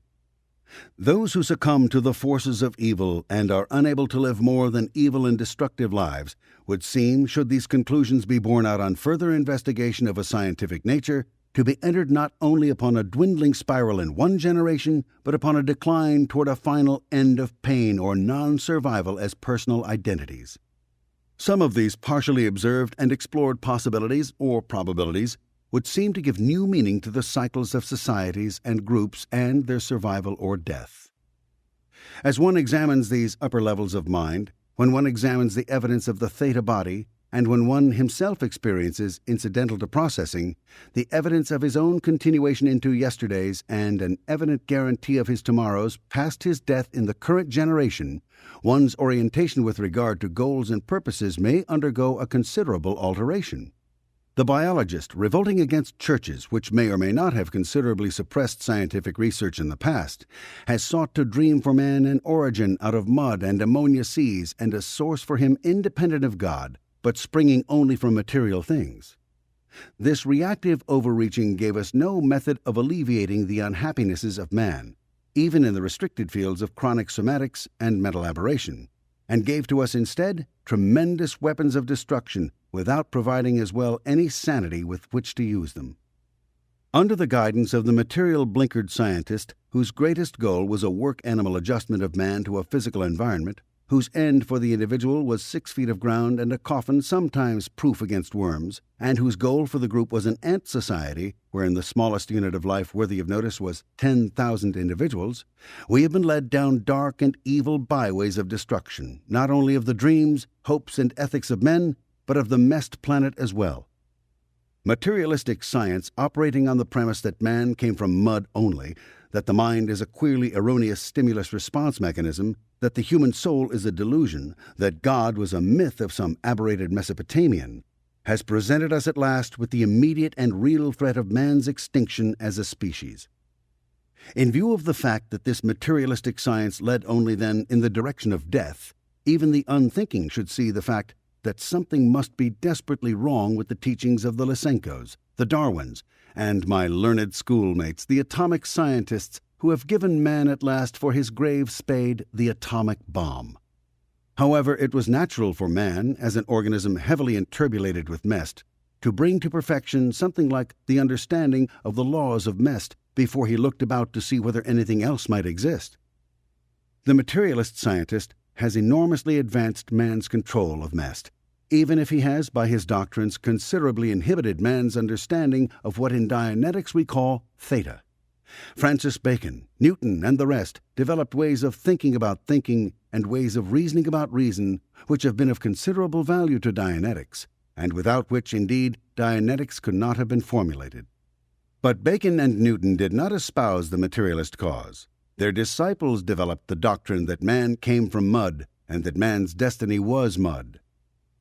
If Dianetics does not come too late upon the scene, its investigation of higher mind levels, even at this low and undeveloped point, may be of assistance to a resurgence in man of something of his belief in a divine being and in himself as an entity partially divine. The basic principles of Dianetics demand that a fact, to be proven, must be sensed, measured, or experienced. When science thrust this onto the scene of thinking, man's willingness to accept a fact merely upon faith was in itself reduced. Caught unprepared before this new doctrine, without which, so its espousers claim, nothing could be valid, the religions still attempted to hold at high value what was actually a vitally necessary part of man's social existence. But generation after generation of young men, and, why we certainly cannot tell, young women, came off the assembly lines marked educational courses, filled full of doctrine that they must believe only what they could experience and ground very fine in the mills of the materialist. These generations actually, regardless of their ability to quote Bach or play Hamlet on the piano, to look into microscopes, to serve as executives in steamship offices, to shift and command and generally alter mest, were nevertheless socially lost generations, which had no concept of the value of themselves as individuals, which had no workable social order worth mentioning, if the value of a social order is to be measured in terms of happiness. These generations were racked by divorce, inhibitions, purposelessness, sophistication, insincerity, and general hopelessness. Representative of their feeling in the field of humanity were schools of thought which taught them that a man's highest goal was to become adjusted to his environment, without once realizing that man's only advance depended on man's ability to adjust the environment to him as a species, which taught that genetic heredity alone was responsible for neurosis and insanity, and that filth and muck alone covered the entire problem of the human mind from top to bottom. This is a sad and piteous thing. No empire one has studied in any former day has ever become so depraved and godless in its senility as the overall average of the societies of man in the world today. It is no wonder that an ideology which holds that man, generation after generation, can be molded into mindless machine parts, that there is no destiny for the individual beyond his place as an emotionless, rigidly held cog in a dully, hopelessly grinding social wheel, commands of its minions the destruction and eradication from any society of the producer, the individualist, the thinker, or any noble man. The progress upward toward survival on higher levels is a progress as well toward God. The auditor will notice this in case after case. He will probably be struck first by the fact that those atheists he processes soon cease to be atheistic in their inclinations and attain at least a tolerance for the idea that religion can exist and have a valid function in a social order. Scanning out some of the education of the individual simply as a step toward converting N-theta along a very likely line, the auditor may be interested to note that the preclear begins to speculate on the possibility of a spiritual existence. Although he may embrace no doctrine, the preclear, when he is well up the tone scale, is apparently instinctively aware of some higher level of existence. He normally abandons his materialistic stand as he advances up the tone scale, since this stand happens to be compatible with individuals from 2.0 down. One could postulate that from 2.0 down there is more mest in an individual than there is theta. For individuals along these levels prefer to use mest force, foot-pounds of energy, in order to accomplish their desires rather than reason. Individuals on this level normally do not improve mest, but will make existing structures into nmest. When individuals are enturbulated below the level of 2.0, they tend as a general rule to consider all life, all organisms as mest, and will, in their handling of life and organisms, reduce them down toward mest. Oddly enough, this happens to compare with past ideas of minions of the devil. The forces of evil reduced life down into materialism and death. Above 2.0, the tendency of the individual is to enhance life and organisms in their existence and to assist them to a harmonious control over mest. This is strangely similar to what in the past have been considered good and godly actions. It should not be considered strange that the organism can go so much higher above 2.0 than it can go down below 2.0. 4.0 is so far short of the altitude evidently obtainable by whatever means, according to tentative observations, that one cannot but feel that man so far in his evolution of existence has been but slightly graduated from his animal cousins in comparison to the distance man has yet to travel to attain anything like an ultimate. To observe that an entire social order such as America can drift around 2.5, and that the normal individual probably falls below 3.0, is to compare man's current state with that of the ugly duckling who will grow up to be a swan. But the comparison is not complete. There is something like an inevitability in an ugly duckling's growing up. It has to live to become a swan. Faced with the insanities of the world today, man's chances of reaching God are not that good.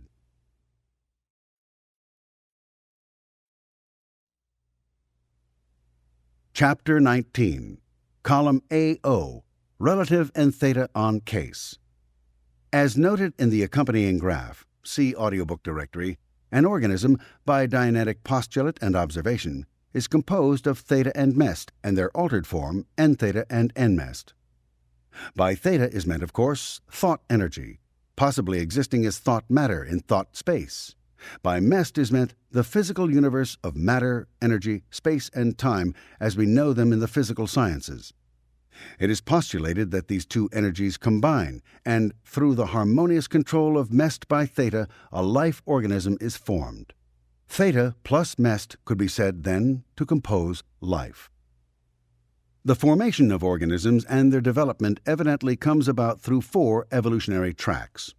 First, there is the evolution of the theta body, of which we know little beyond the fact that it appears to exist, at least for human organisms, and to move forward in time, developing from generation to generation independent of the genetic line.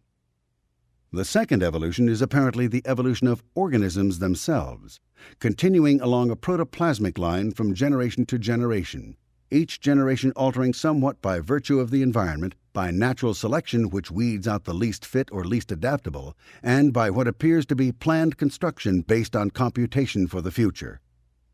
The third evolution is the evolution in mest. This may not be readily seen, but mest is changed, ordered, disordered, and made more complex by the advancing generations of life forms. The intricate complexity of bacterial byproducts and the formation or destruction of mountains or machines is no less an evolution than that along the organism line. There is a fourth evolution which has been but slightly considered. This is the gradient scale in present time of growing complexity of life forms as they support themselves in now on mest.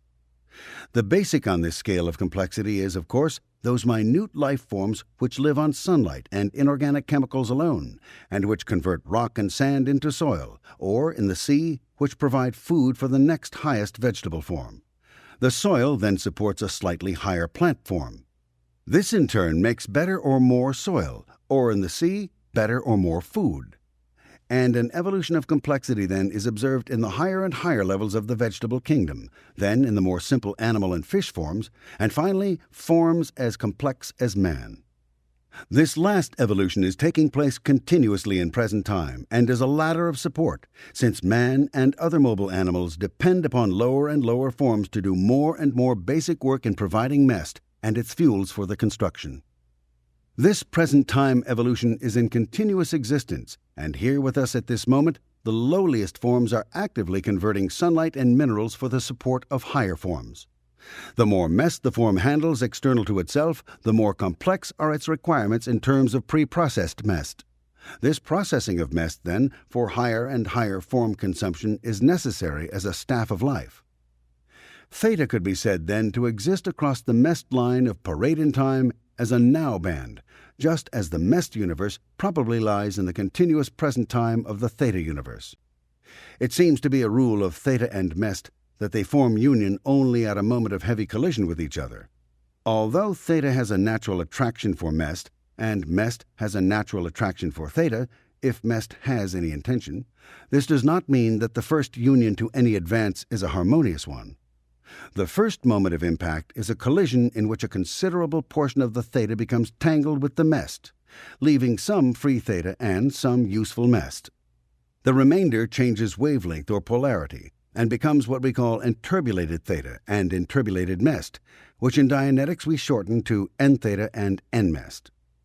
While some organization may be made in this first union, it seems that the N theta and N mest must separate in order for the theta to extract with it knowledge of the physical laws of mest.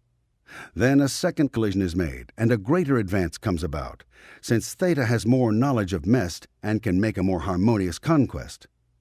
Continual repetitions of this bring theta more and more information, and more ability in the handling of mest brings about more complex forms and organizations. This is as true of the group as it is of the individual, and all group activities which will eventually result in learning begin with considerable turbulence. After the turbulence is over, greater advances are then made possible through a much greater understanding of the physical universe by theta. An illustration of this would be the scientific advances obtained in wars, which in the afterpiece serve men constructively. There is a limiting factor on this, however, in that all the theta must not become enturbulated, thus carrying the organism evolution downward.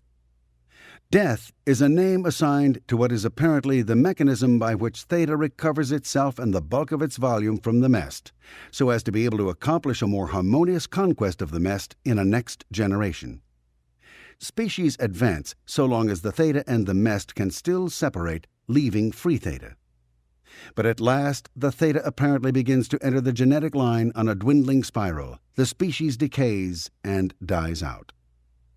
The tone scale does not represent the idea that everything above 2.0 is theta in pure form and everything below 2.0 is N theta in pure form, nor that in the organism everything above 2.0 is mest well organized by theta, and that sharply everything below 2.0 is N mest or disorganized matter.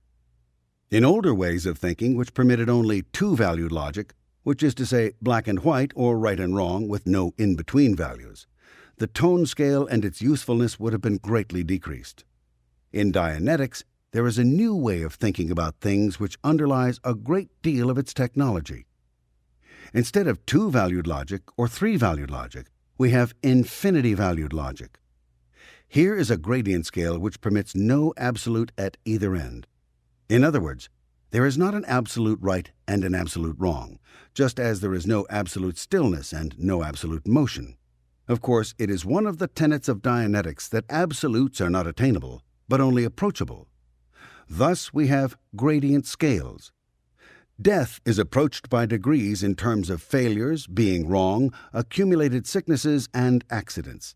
An ascendancy upward toward life is an accumulation of minor successes which lead to higher and higher levels of survival, successes in organism growth and perfection, and in education and in attaining goals.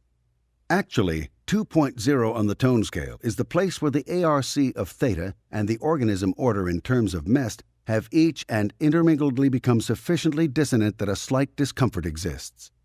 The N-mest is not very N-mest, and the N-theta is not very N-theta. But as the scale is descended, this dissonance grows stronger and wider, until it is finally so wide that it is almost a null, which is to say that very little interactivity between N-theta and N-mest exists, and that the components of N-mest are becoming so poorly organized as not even to be in conflict with one another, and so that the ARC of theta is practically out of contact with themselves. The complete null point for the organism life is 0.0, where theta and mest, as far as the organism is concerned, have so little in common with each other that they separate. This separation of the theta body from the mest body ejects into being, for further use in new organisms, the mest of the old body, and releases into freedom, for future conquest of organisms, according to present theory, the theta body. If the auditor finds this too vastly technical, he should at least understand that in order to bring an organism up the tone scale, he has to separate the interbulations of theta and mest which exist as n theta and n mest in the organism. Every moment of hard collision between the theta portion and the mest portion of the body, or between the organism and other organisms or mest, has formed a point of such intensity of n theta and n mest that this point will thereafter interbulate the theta and the mest with which it comes into contact.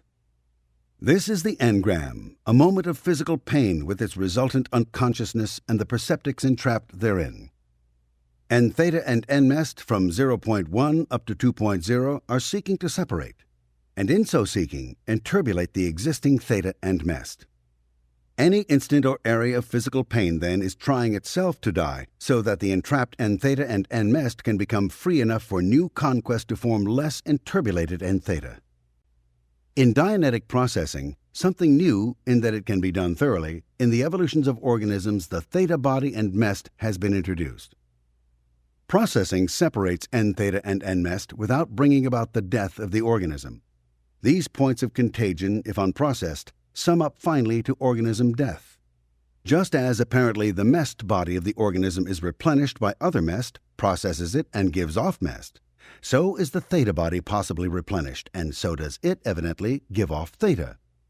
Beyond the fact of existence of and basic descriptions of theta, which are useful to the auditor, very little is known about theta at this time, although the recognition of its probable existence has enormously widened the scope of knowledge on the subject of the humanities, and the discovery of the theta body in terms that can be sensed, measured, and experienced, according to good scientific usage, means a considerable advance if it continues to be borne out by accumulating evidence.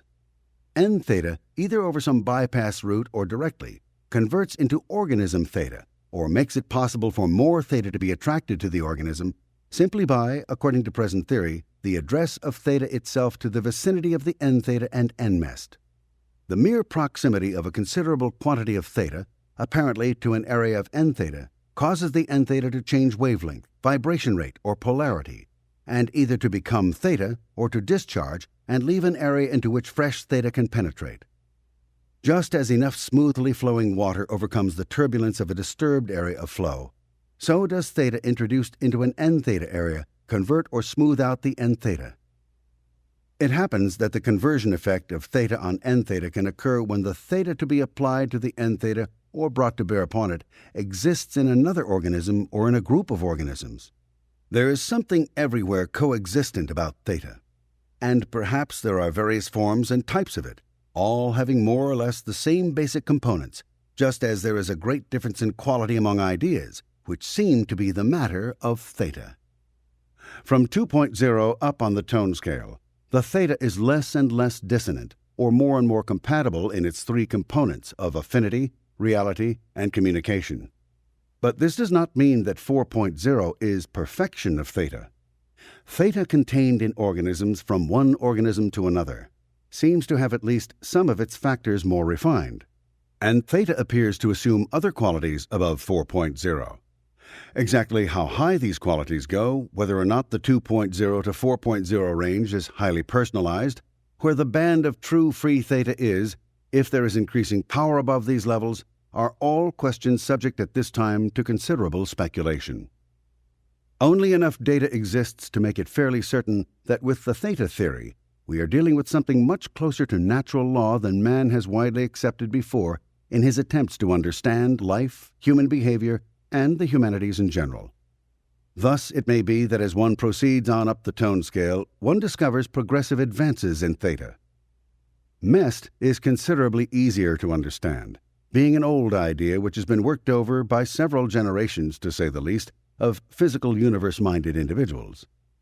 Yet, here again with Dianetics, there was a great deal more to learn, particularly where mest was concerned as a component part of the organism. however lightly the auditor wishes to study or regard the above data on the theta-mest theory.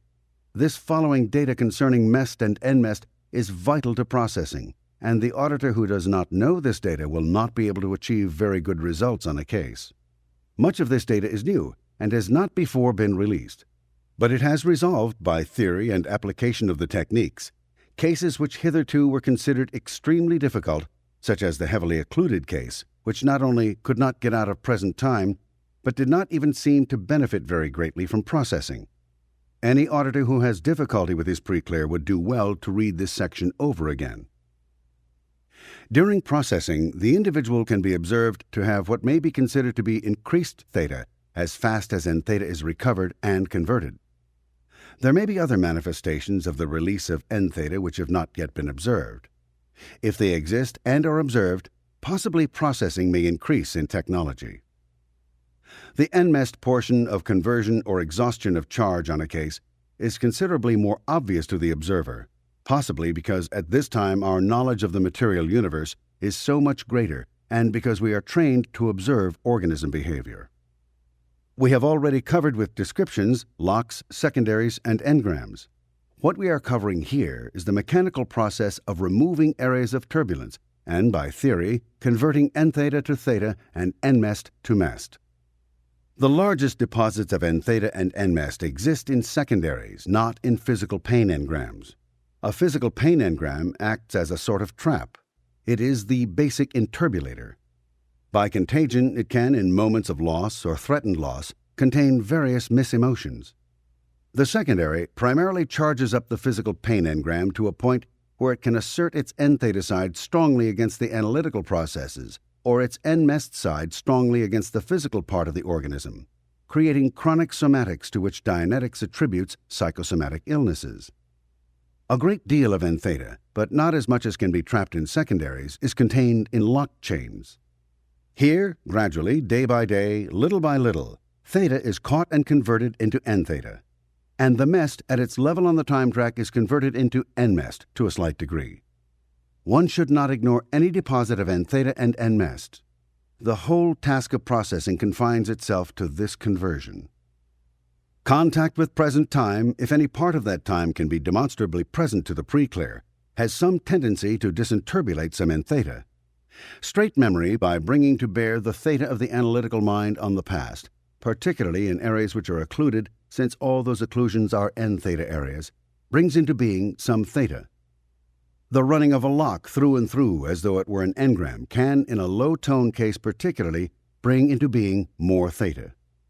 Lock scanning is a particularly efficacious technique in converting n-theta. Secondaries during moments of severe present time and turbulence can greatly charge up engrams which have been keyed in and are heavy, extensive deposits. Engrams themselves have the basic n-theta and n-mest and are able to inturbulate and hold to themselves considerable n-theta. But it is interesting to note that the engram could be taken down to a level of n-theta content approximating that which it had originally without running the engram. This is easily understood as soon as one tries to run out a near-present time injury. This near-present time injury has not been charged up. The last moment of physical pain and unconsciousness on a case can usually be run. After a time which may extend from a few days even to years, this engram is keyed in, at which time it begins to link up and index itself with the reactive mind in direct ratio to the amount of stimulation that it receives, which is to say, in direct ratio to the number of times words and other perceptics contained in this engram are approximated in an inturbulated environment. The skill and ability of the auditor is then addressed to removing n-theta by converting it, and anything which will do this is valid processing. There are certain definite components in n-mest which manifest themselves during the release. Whenever n-theta is converted to theta, it is always done with an accompanying physiological manifestation. It is very easy for the auditor to aim for and achieve this physiological manifestation, for n-mest has certain definite components. In other words, when n-theta is being converted to theta, the organism manifests certain signs. These can be divided into the 4 general classifications of gases, liquids, solids, and physical energy. One should understand that the NMEST portion of charge is the physical suppressor of aberration and chronic somatics. One of the main manifestations in the organism on the release of N-theta and its conversion to theta, as in the running of locks, secondaries, or engrams, or occasionally even doing straight wire, is gas. There is something about oxygenation which is not yet understood, but which again might speed up processing. When one erases an engram, for instance, the erasure is accompanied by yawns. This is a gaseous and energy manifestation. Something is coming off of the case. In running locks, the pre-clear occasionally yawns. Flatulence also occasionally accompanies the release of N-theta. Liquids are released by the body in several forms during the release of NMEST. The most obvious form is tears. When a secondary engram is reduced on the grief level, it is reduced in tears. When tears occur, the secondary should be run until it is completely exhausted, or the phrase, if that is all that can be recovered, should be repeated by the pre-clear until it no longer occasions tears, since the exhaustion of tears seems to be the primary manifestation of the exhaustion of the most harmful secondaries, those of grief. But tears are not the only manifestation. Fear seems to be released with accompanying sweat, sometimes of a peculiar odor. There are individuals who are chronically in such a state of fear that each present-time perceptic discharges itself through sweat. Apathy commonly discharges itself as panting or urine, but more work must be done to establish the discharge of apathy in physiological terms. Solids are discharged on the level of fear as vomiting, and there also and on lower levels as excreta. There is a peculiar manifestation in Dianetics known as boil-off. Boil-off has assumed tremendously important proportions in processing, since the case that is very heavily entheted has its charge held down by such quantities of anitin that the induction of boil-off seems to be the most efficacious way to unburden the case. In a boil-off, a pre-clear will go into an apparent sleep. This is not sleep, no matter how much it may appear to be, but is actually a release of unconsciousness which is extremely concentrated and heavy. The release of this permits the case to go forward much more rapidly, because under it will lie quantities of specific incidents which otherwise are masked by this heavy layer. It is possible that a pre-clear may boil off for 25 to 50 hours if he is extremely heavily burdened with N-theta. The boil-off has certain strange manifestations. The pre-clear may, when running an incident, suddenly begin to maunder and trail off, giving muttered accounts of strange pictures and disrelated events. This is a mirage effect through boil-off, and peculiarly disrelated things will clutter up his attention at this time. But he does all this in a very sleepy, dazed condition, and shortly after may go into an even deeper boil-off. Early in Dianetics, it was thought necessary to keep the pre-clear more or less alert in a boil-off. This was an error. The pre-clear should never be disturbed in a boil-off, but should be permitted to continue in this state until the boil-off is exhausted. Further, it was once thought that the pre-clear could be brought up to present time during the boil-off, and that the boil-off would continue automatically. This does not appear to be the case. A boil-off must be continued on the point of the track where it began to occur. A boil-off may be boring for the auditor, for the pre-clear lies in a dazed state, and may do so for many minutes or even 1 or 2 hours. Even so, the auditor should not interrupt the pre-clear. The efficacy of boil-off is demonstrated by the fact that when one is finished, the pre-clear is alert and can run other forms of N-theta, but that when one is interrupted, the pre-clear will be in an unsatisfactory condition. When boil-offs are not permitted or induced, the case will not progress rapidly, and in an occluded case may progress with remarkable slowness. Perhaps the boil-off's importance was minimized in the past because insufficient patience was devoted by the auditor to watching one continue through its full extent, which can be very long. A boil-off can be induced and fade away and be re-induced by a single phrase. The file clerk should be depended on by the auditor to give the phrase which will induce a boil-off. It has been commented upon that the boil-off occurs on circuit phrases, and that it is actually the exhaustion of enormous quantities of anitin in a very concentrated form from the analytical mind, from areas which have formerly been valence compartments or the location of demon circuits. This has not been adequately observed at this time for confirmation, for boil-off has been noted on phrases which were not circuit phrases. The auditor may ask the pre-clear's file clerk whether or not a boil-off can now be obtained, and then request the phrase. The pre-clear repeats this phrase a few times and suddenly goes into a boil-off. He may emerge from this boil-off very shortly, at which time the auditor requests him to repeat the phrase and he goes back into the boil-off.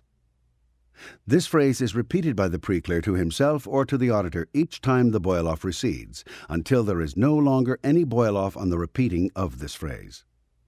Then the auditor may procure from the pre-clear's file clerk another phrase on which boil-off can occur, and so on, until a considerable amount of this apparently concentrated anitin has been exhausted. The case will show a very marked improvement. Physical pain should not be overlooked as one of the factors which holds N-theta in place. It may occur that the auditor has a case which cannot run engrams, but which can occasionally get physical pain on the repetition of a single phrase. If the pre-clear has a new, not a chronic, somatic, the auditor may request him for the phrase which will reduce this somatic, but only after he has ascertained from the file clerk whether or not the somatic will reduce. Such somatics normally are best reduced merely by scanning pleasure incidents, if they are bothering the pre-clear at the beginning of the session or at the end of it. The perceptics are contacted when the case is lock-scanned. The perceptics themselves seem to have an entrapment of N-theta. Thus, running all the perceptics out of an engram releases considerable N-theta. Additionally, there is body movement. The pre-clear may twist and turn while running fear, or may beat the bed with his fist while running anger. But in any event, by physical motion he exhausts energy. This is apparently beneficial, and the phrases and circumstances which cause the pre-clear to do this should be repeated. However, the auditor should not be deluded into wasting his time on simply a dramatization. The pre-clear must be in processing and ordinarily returned to a specific incident before any physical motion is of benefit. There are probably numerous other manifestations of N-theta and N-mest, and future observation should be devoted to their determination and their use in processing. It is known that a good protein ration and certain vitamins assist the exhaustion and conversion of N-mest, and that a fairly stable present time, including a high theta auditor, assists the exhaustion and conversion of N-theta. And it is known that certain physiological manifestations accompany the conversion of N-mest, and possibly theta manifestations accompany the conversion of N-theta. But these have not been determined or observed to the extent that they would assist processing. In an occluded case, an auditor may very well find himself on this routine, and he should know this very well. At the beginning of the case, he attempts a little straight memory or perhaps some lock scanning. He may discover that the pre-clear is induced to weep on a certain phrase or to be frightened by a certain phrase. The auditor should cause that phrase to be repeated and the incident with which it is connected as nearly as possible be given some further attention. Conversion has already begun when this occurs. Next, the auditor may find while lock scanning or when asking specifically for a phrase which will induce it, that the pre-clear is going into a boil-off. The auditor, as the boil-off recedes, should discover the phrase on which the pre-clear is boiling off, so that the boil-off can be continued until it is exhausted. More N-theta has been converted and more incident has been made available. Additional lock scanning may then recover moments of physical tension or mental duress of the lock variety. These should then be scanned until thoroughly exhausted. At this time, it may happen that an entire secondary engram will show up, and when this is run, the case will rebound remarkably up the tone scale. But in the next day or two, it may be discovered that another boil-off is ready, or that another series of locks containing duress should be scanned. Thus, from boil-off to lock scanning to the running of secondaries with as many of the perceptics as are available, the auditor may find himself with the case coming swiftly up the tone scale.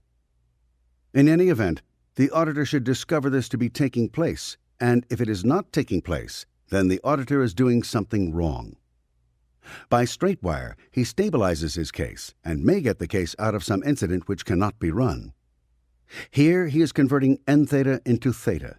More theta is then available to attack more N-theta, and so he may be able to scan locks or run a secondary engram or even an engram on a high-level case, or he may be able to get a boil-off.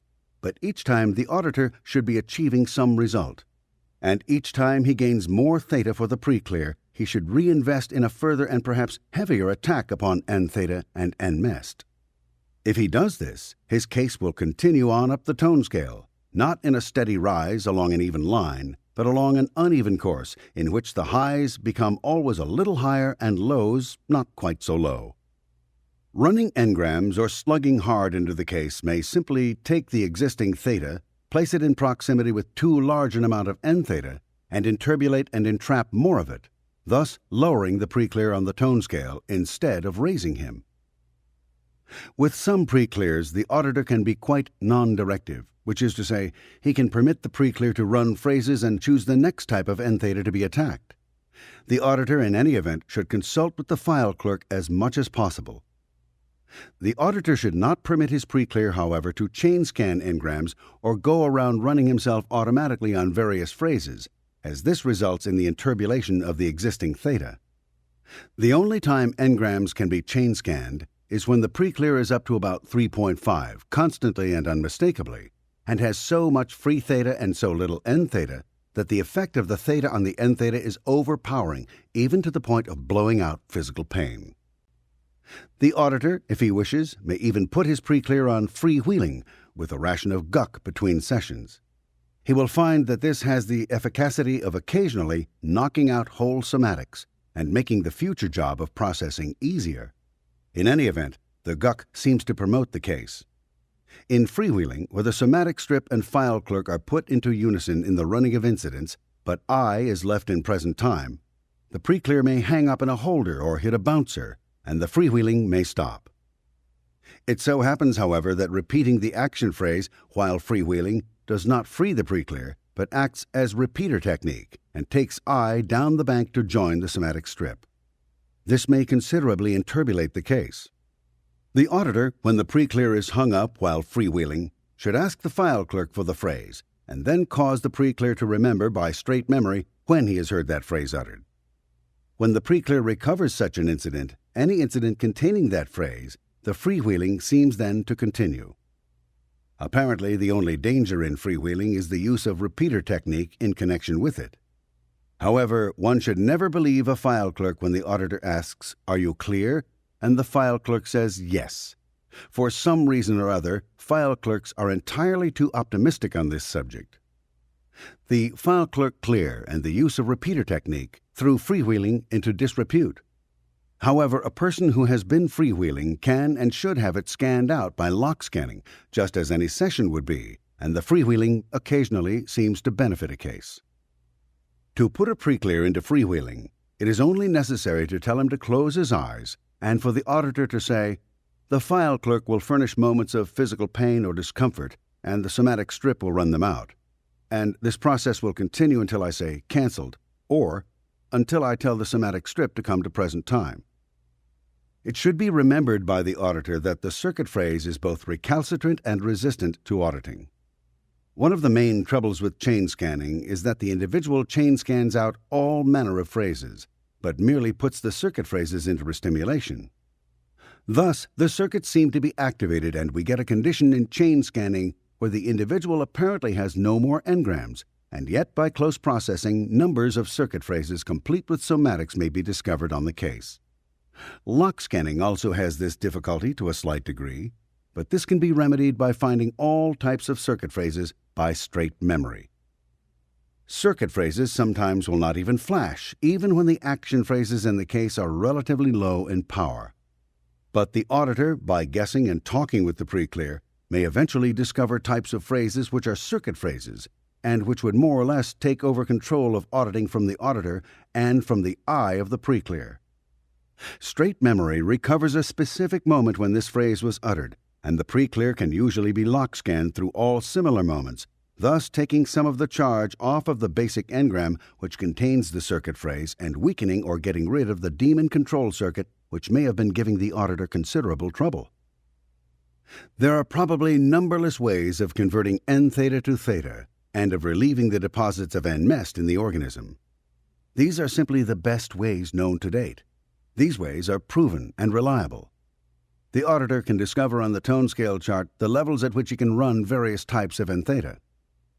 This is a safeguard and will keep the auditor out of a great deal of trouble.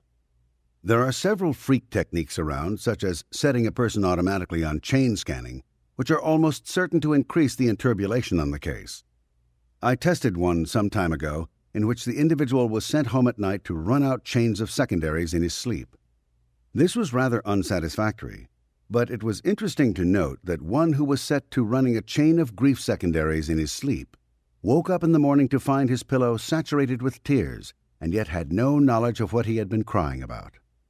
This is added here to demonstrate that there are not only many combinations of the known existing mechanisms of the mind, but that there are probably a great number of mechanisms not yet known.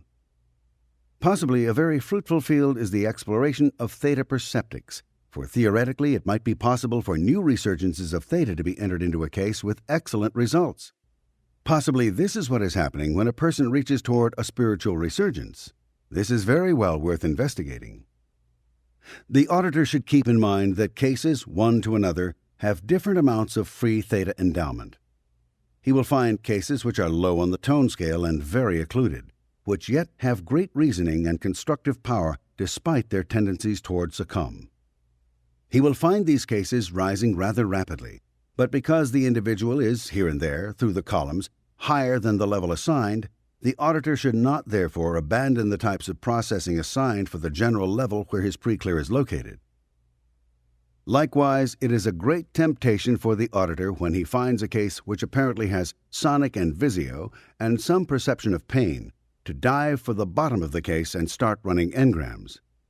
After he has done this for a while, he may find that his case is not making a very good rise on the tone scale and may only then check the chart to discover that he has been working with a 0.8, much to his dismay. These low-level cases interbulate rapidly, and the running of engrams on them, no matter how wide open they are, may be done for hundreds of hours without any apparent marked increase in the tone level of the case. This is because the auditor is too enthusiastically investing free theta into the running of physical pain engrams which are not yet exhausted of their secondary and lock-in theta. The goal in any case is the freeing of theta, and by this the auditor should be guided. Chapter 20. Column AQ. Tone level of auditor necessary to handle case. This column is included as an estimate of optimum performance. The auditor should be aware of the fact that the engrams of the pre-clear, his secondaries and locks, respond only in the presence of all available free theta. The theta of the auditor plus the remaining theta of the pre-clear are a sum which is directed at the end theta in the reactive mind of the pre-clear. It is a strange fact that the mere presence of an auditor makes it possible for the pre-clear to run incidents which he could not touch if no auditor were present, although there have been pre-clears who have successfully run out locks and some secondaries. But self-auditing normally gets a case confused, and the presence of an auditor is very desirable. Auditors who are below 2.0 on the tone scale tend unconsciously and even consciously in the direction of succumb. They have a ratio in themselves of more end theta than theta. Auditors below 2.0 on the tone scale have accomplished something with cases from time to time because the mechanics of Dianetics can be in part mechanically applied. But the pre-clear who places himself in the hands of an auditor below 2.0 is asking for unsuccessful processing, since auditor code breaks will inevitably ensue and the case will be unwittingly mishandled regardless of the obvious intention of the auditor. One can say then that 2.5 is the lowest level the pre-clear should accept in an auditor. And even this has some slight risk, since the interest of the 2.5 auditor in the pre-clear is apt to be lackadaisical and will not encourage any great or rapid advances in the case. 3.0 would be the lowest level of the auditor for any truly successful auditing. At this level, the auditor will be interested, sympathetic, able to follow the auditor's code with no strain, will be quick to understand any trouble which the pre-clear encounters, and can ordinarily, in the presence of education, be expected to carry out a good and responsible role as an auditor. Furthermore, any discreditable data on a case which an auditor at this level uncovers in the life of the pre-clear will not be used as conversational material by the auditor. This is certainly not the case of the low-tone auditors. When one is handling pre-clears from 1.5 down, he will normally discover that the pre-clear is very highly restimulative to the auditor, is apt to become angry or recalcitrant or insulting, has a great deal of trouble contacting some of the N-theta, and is, in general, so highly charged that great patience and tolerance is required of the auditor. This means simply that the auditor must not be easily restimulated by his pre-clear. Those cases from 1.5 down are highly restimulative on the average. Cases from this level down which are chronically psychotic or psychotic at the time of processing, which is to say, cases which have all of their free theta inturbulated, particularly require auditors on a high tone level. For auditors at lower levels are apt to consider the psychotic too critically, and a critical or restrictive attitude toward the psychotic denies him his recovery. Further, the psychotic demands of the auditor a high courage level, a level certainly not found below 3.0, and guaranteed, given a good endowment of free theta and an education not contrary to courage, only at the 3.5 level. The psychotic or persons who are on the tone band below 2.0 but who are easily inturbulated has such a highly charged background in most cases that he may scream or express misemotion or dramatize to a frightening extent. A fully inturbulated paranoid may very well attempt to kill an auditor during the processing session if the auditor suddenly reminds the paranoid of an enemy. Below 3.0, the reaction of the processor toward the psychotic may be irrational to the point of hastily giving the psychotic sedation, or putting him in restraint, or giving him electric shock, or ordering a prefrontal lobotomy, or doing any of those things, in short, which express crawling fear of another human being whose rationality cannot be trusted. A 1.5 trying to treat psychotics can think only in terms of punishment and nullification of the psychotic, and cannot possibly produce, simply by his presence and the quality of his reasoning, any alleviation in the case, but by his own fear further inturbulates the psychotic. Additionally, living in an environment filled with psychotics, such as an institution with individuals dramatizing, screaming, being irrational, or dully stupid, is intensely restimulating. So much so that a considerable portion of the attendants and attending doctors of institutions themselves eventually find their way into the wards as patients. In short, it takes life and energy in an individual to bring into being life and energy in others, and reversely, that person low on the tone scale, in order to climb up the scale or even to exist at his level, pulls heavily upon the life and energy of those around him. The legends of vampires probably originated from an observation that some persons seem to have no life of their own, but only express themselves in the vicinity of and at the expense of other individuals. Low-tone people commonly yearn to marry out of no other reason than that they can obtain from a mate the energy and life necessary to continued existence, or perhaps because here they have free theta to attack and desire to pull it down. The auditor should be very cognizant of the fact that addressing N-theta in a pre-clear is restimulative to the auditor. A certain amount of the auditor's free theta is going to become inturbulated when he processes pre-clears. New locks, at the very least, will be formed on his own chains. Thus, the inturbulation is not wholly temporary, but a certain amount of the inturbulation will become permanent, which is to say that it must be processed out. Auditors who are not themselves being processed are unsuccessful. A group of auditors processing pre-clears but not being processed themselves will become, in a relatively short time, a veritable snake pit of N-theta, and willy-nilly will go down the tone scale. The very least an auditor should do for himself, if he is processing people, is to keep the processing sessions he has done on other people scanned out of himself. He should consider that this is as necessary to him as eating and getting proper rest.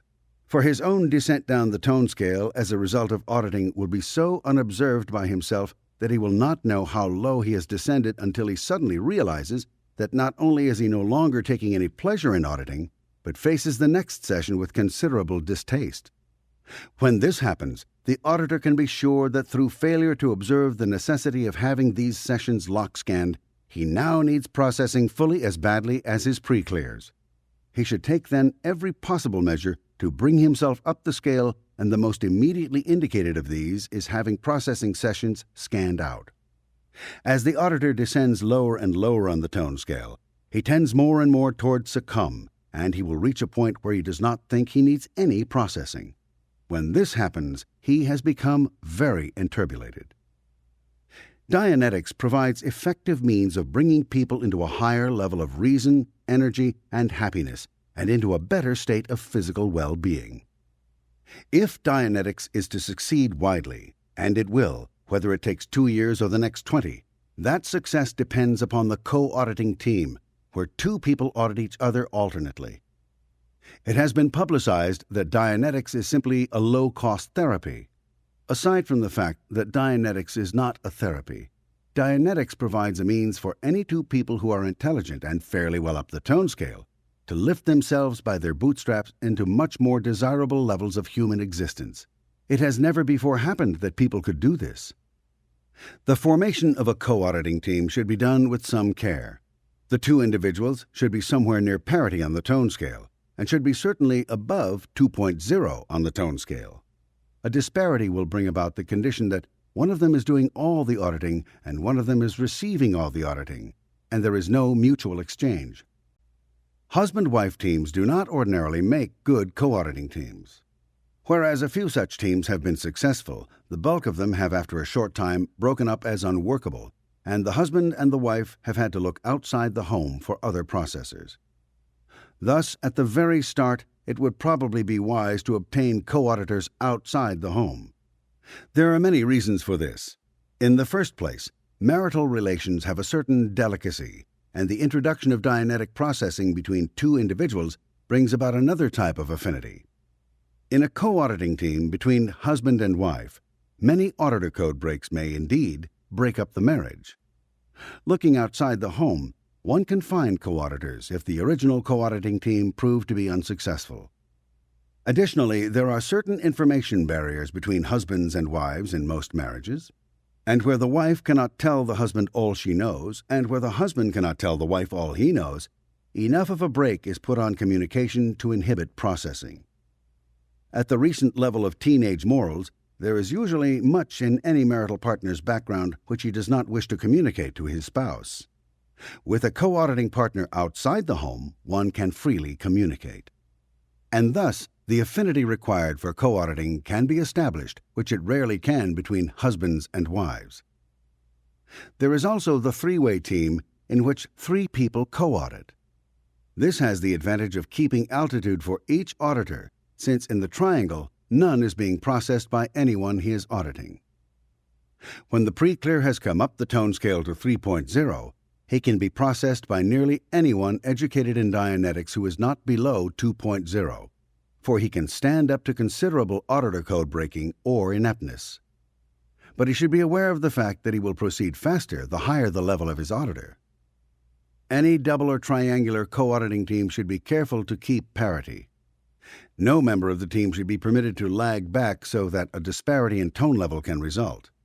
This is quite important, since by permitting the disparity to occur, the auditor who is higher on the scale will himself be brought back down the tone scale. According to theory, the best auditors would be clears. But people who have lost their own aberrations are quite likely to be interested in the activity dictated by their basic purpose. If their basic purpose happens to be to make individual fellow human beings happier, healthier, and more reasonable, then they will remain in Dianetics. But ordinarily, they go very far afield. Chapter 21, Column AR, How to Audit the Case. In this chapter, we will take up particular tone level cases. It should be remembered that an individual can exist on any one of these tone levels and still be considered rational by the current society. There are 2 things an auditor should observe in starting a case. Either he evaluates the case on the chart with thoroughness and so knows the type of case he is addressing, or he uses, in the absence of chart evaluation, very light methods of processing such as straight memory or the scanning of minor lock chains. Unless the auditor is very experienced, he will not be able to determine immediately where his pre-clear lies on the tone scale, unless he has the chart before him and has made a test of the somatics and general responses of his pre-clear. Learning to use the chart and to locate the pre-clear on it may take the auditor some time, for the chart is complicated in that it contains several elements. There are at least 5 different ways that tone may be said to vary. The auditor is looking mainly for the chronic reactive tone of the pre-clear in order to know at what level it will be safe to process him. Some high theta auditors can successfully use methods on pre-clears which are above their chronic reactive tone level. They do this by bringing the pre-clear temporarily up the tone scale with very high ARC. But this is, unfortunately, an unusual ability, and the auditor who wishes to make sure that he will not interbulate the pre-clear should be very careful not to use methods which are above the pre-clear's level on the tone scale. 5 things which affect the tone manifestations which the pre-clear is showing are: 1. The theta-n-theta ratio on the case, the relative amount of frozen n-theta in locks, secondaries, and n-grams. 2. The present time environment of the pre-clear, its tone and volume. 3. The tone of the particular n-gram in which the pre-clear happens to be stuck, if he is stuck. 4. The tone commanded by a particular n-gram command phrase or series of phrases which are in restimulation, either acute or chronic. 5. The general environmental background of the pre-clear, the tone of his education, family, group, and so on. It may be a somewhat difficult job for the auditor to separate these various elements in the pre-clear's manifested tone in order to discover the one thing which is most important to the level of processing to be used on the pre-clear, namely the theta-n-theta ratio on the case. Straight wire on the present time environment of the pre-clear, the events of the last 2 or 3 days, or even hours, will give the auditor some idea of what effect present time is having on the manifested tone. Straight wire on the pre-clear's general background, during the taking of the inventory and after, will give the auditor a somewhat less clear estimate of the effect of this element on the pre-clear's manifested tone, since much of the material may be occluded or purposely hidden. An attempt at running a pleasure moment and a few flash answers will tell the auditor whether or not this pre-clear is badly stuck on the track, and therefore whether this is an important factor in his manifested tone. The effect of a chronically or acutely restimulated n-gram or chain of n-grams will be perhaps the most difficult to track down and allow for. It is here that the manic case enters the picture, and this is the greatest danger that the auditor will encounter of rating his pre-clear too high on the scale, a wide-open case with a high manic in full restimulation. Because all these things complicate the problem, the auditor will find that his most reliable test of the theta-n-theta ratio on the case will be the behavior columns on the tone scale chart, after he learns to use them, and not to be deceived by the pre-clear's idea of what his own tone is. Subtle, patient questioning, perhaps over many hours, will be necessary before the auditor will be justified in feeling that he has truly discovered the chronic tone level of the pre-clear in each of these columns. For this reason, it might be said that every case, almost without exception, should be started with many hours of straight wire. To ask the pre-clear, for instance, what his attitude is about children, will gain for the auditor information on what the pre-clear thinks his attitude is, or what he wants the auditor to think it is, or perhaps what it really is. The pre-clear's gestures and voice tones in answering the question will tell the auditor much, and the questioning is in itself of benefit to the case. But the auditor will be sure of the pre-clear's attitude toward children only when he has straight-wired the pre-clear on several incidents with children.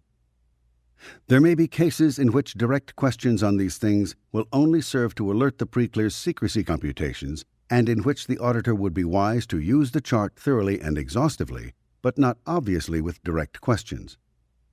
A direct question, such as "Do you like children?" may easily seem like probing or criticism to the pre-clear, if unconsciously so. A request to relate an incident with children may provide the auditor with invaluable data which he could not get with direct questions. The tone scale chart is a delicate and somewhat complex tool. The auditor, who by practice and alert observation of results learns to use it well, will find both his abilities and his understanding immeasurably increased. A case at 4.0, the Dianetic messed clear, which is to say the current life organism clear, until we know more areas which can be processed, can be considered to need no further processing. The 3.5 case is very easy to process, but a case is almost never at this level when first addressed. When a case has reached this level through processing, it is relatively easy to bring the case up to clear. Almost anything can be done with this case in the way of running n-theta, and it is merely a question of how fast this individual can be brought to the state of clear, rather than whether or not he will reach it, for he can almost audit himself to that point if he has attained 3.5. Here, engrams can be scanned, a process which is done much like lock scanning, except that physical pain incidents, secondaries, and word chains, which are surrounded by physical pain, can be scanned. On the 3.5, however, just as on any other case, one should keep the auditing sessions scanned off the case. The 3.0 case should not be scanned through engrams. Scanning is a very attractive mechanism. It seems to be such a simple thing to start the individual at basic and tell him to scan out all the engrams on up the track to present time. But considerable n-theta exists on the 3.0, and the scanning mechanism will interpolate him and bring him down the tone scale.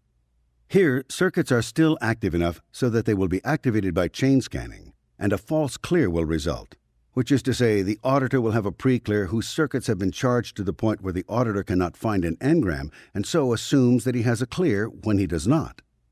However, the 3.0 has nearly all of his engrams ready to be run by standard procedure. The auditor sends the 3.0 back to the earliest moment of pain or discomfort, picks up the earliest phrase and runs the engram on through. Usually, it is not necessary for the auditor to have the pre-clear repeat the phrases, each one time after time, but the auditor can let the pre-clear run straight on through the engram from beginning to end, and then run it through from beginning to end again. On an erasure, of course, the auditor has located the first moment of pain or discomfort and has reduced a great many of the secondaries. The earliest physical pain engram has been run out, and it is necessary then only to proceed up the bank on the ladder of time, erasing each consecutive engram as contacted, from the first inception of the pain or unconsciousness in the engram to the last. In the 3.0, it will be found that engrams erase rather rapidly. One or two passes will result in yawns, and the next engram can then be reached. It must not be overlooked by the auditor, however, that in the progress of going up the bank from engram to engram, each time taking the earliest one that can be found, secondary engrams may come to light which have to be discharged. An auditor can actually start up the bank and complete an erasure nearly to present time, and find then a new chain of secondary engrams which have to be released in terms of tears or other manifestations. And after this, the auditor may discover that any new moment of physical pain or discomfort exists as early as conception. He must then return to this earliest engram. It is not difficult for the auditor to discover this if he asks each time for the earliest moment of pain or discomfort existing on the case. The auditor remains very alert to the fact that the release of anatin, misemotion, or physical pain brings into view new areas of anatin, misemotion, or physical pain. By asking for the earliest moment of pain or discomfort and staying alert to the fact that new secondaries may appear, the auditor continues with his erasure of the content of the reactive mind. But at 3.0, it is necessary for the auditor to keep the case thoroughly scanned off, not only as to auditing, but as to near-present time incidents which may be interpolative to the pre-clear. At 3.0 and below, the auditor must at all times remember that he is bringing the case up the tone scale, and that the simple erasure of engrams is not enough to cause the case to progress satisfactorily, but that the erasure of engrams all by itself can actually, if no other form of n-theta is addressed, bring this case back down the tone scale again, particularly in the presence of a present-time restimulative situation which considerably interpolates the pre-clear. The 3.0 level is definitely the area where an erasure is begun. Engrams do not reduce at this level, but erase. The 2.5 level case offers a little more concern to the auditor than the 3.0. This is so all the way down the bank, since the lower one goes on the tone scale, the more n-theta one finds on the case, and the greater care he must take in order to keep up the present time tone of the pre-clear and to keep the pre-clear progressing up the tone scale. The 2.5 scans locks very easily. However, he cannot, like the 3.5, scan secondaries. It is not advisable to scan a 2.5 through any moments of heavy misemotion, because the case will become restimulated and more theta will be absorbed into the turbulent areas than will be freed out of those areas by auditing. However, the 2.5 will run engrams as a routine matter when they are addressed as single engrams, not as chains of engrams as in chain scanning. Moments of great sorrow, loss, anger, apathy are run out as incidents, perceptic by perceptic, until they are reduced. New secondaries and new engram chains are recovered in the 2.5 by lock scanning.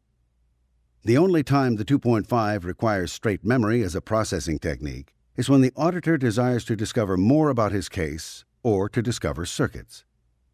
In the 2.5, the auditor locates circuits by straight memory, finding who in the pre-clear's environ tried to dominate or nullify him, and finding moments during the awake life of the pre-clear when these people made statements which were circuit-type statements, such as control yourself or keep a good grip on yourself. At this level, the circuit is important. Here, considerable address should be made to circuits. The phrases should be located by straight memory and should then be lock-scanned out as phrases so as to discharge and de-intensify all circuit phrases contained in engrams. For here and on down, a circuit can more or less take over from an auditor so that the pre-clear will occasionally insist on running his own case. Or a circuit can bar off large quantities of n theta. The biggest trouble the 2.5 gives the auditor is the fact that the 2.5 normally considers himself to be in a fine state of health and is rather bored with processing. When a pre-clear has reached the level of 2.5 from a lower level, he would quite commonly just as soon forego further processing. It is at this point that the auditor must apply his own personality to the situation and coax his pre-clear through this rather stagnant area on the tone scale. The 2.0 who is willing to work does not offer any particular problem to the auditor. Here the auditor can scan locks, he can run secondaries as individual moments of misemotion. But here the auditor may very well overestimate his pre-clear and decide to run as routine physical pain engrams. Here the auditor can run physical pain engrams one after another, but he will tie up more free theta by creating new locks on the case through the running of these engrams than he gains out of the engrams.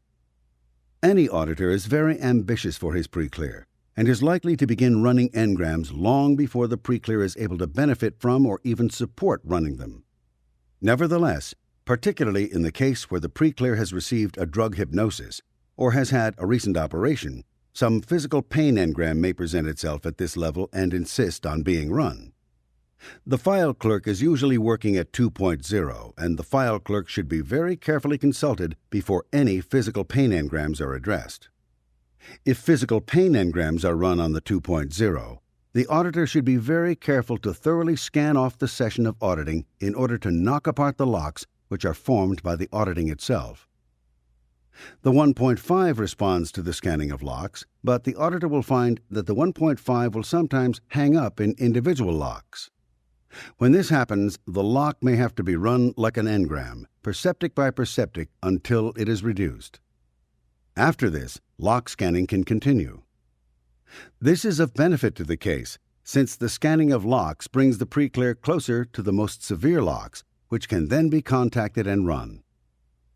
These heavy locks remain out of sight until scanning brings to the pre-clear enough free theta to permit an address to heavy locks which are holding up the progress of the case. On a 1.5, secondaries can be located best which are at the anger level. The auditor can discover a moment when the pre-clear was dramatizing anger and can ask the pre-clear to run through this moment or ask him to go back to an earlier moment when somebody was that angry with him. The pre-clear will discover an earlier lock where he himself was the recipient of the anger he later dramatized, and ordinarily he will run this early lock. The auditor should be very careful of any physical pain he runs on the 1.5.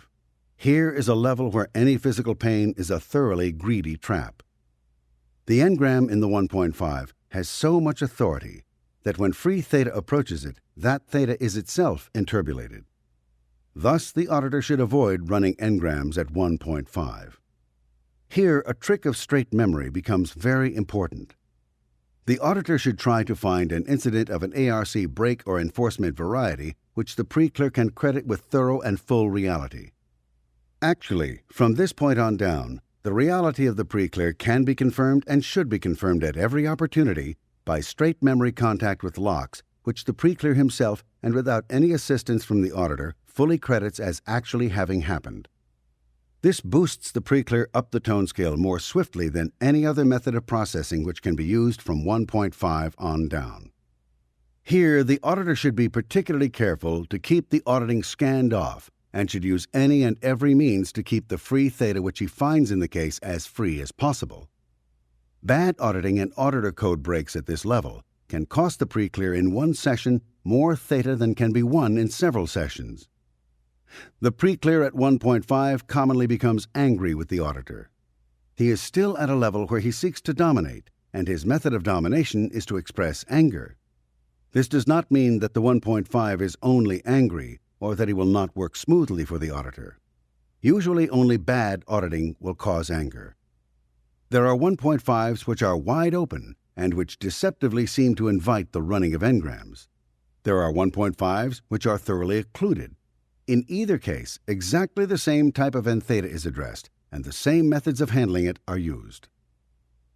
When one comes down to the 1.1, a great deal of care must be used because of the tremendous amount of end theta which exists on the case in proportion to the free theta.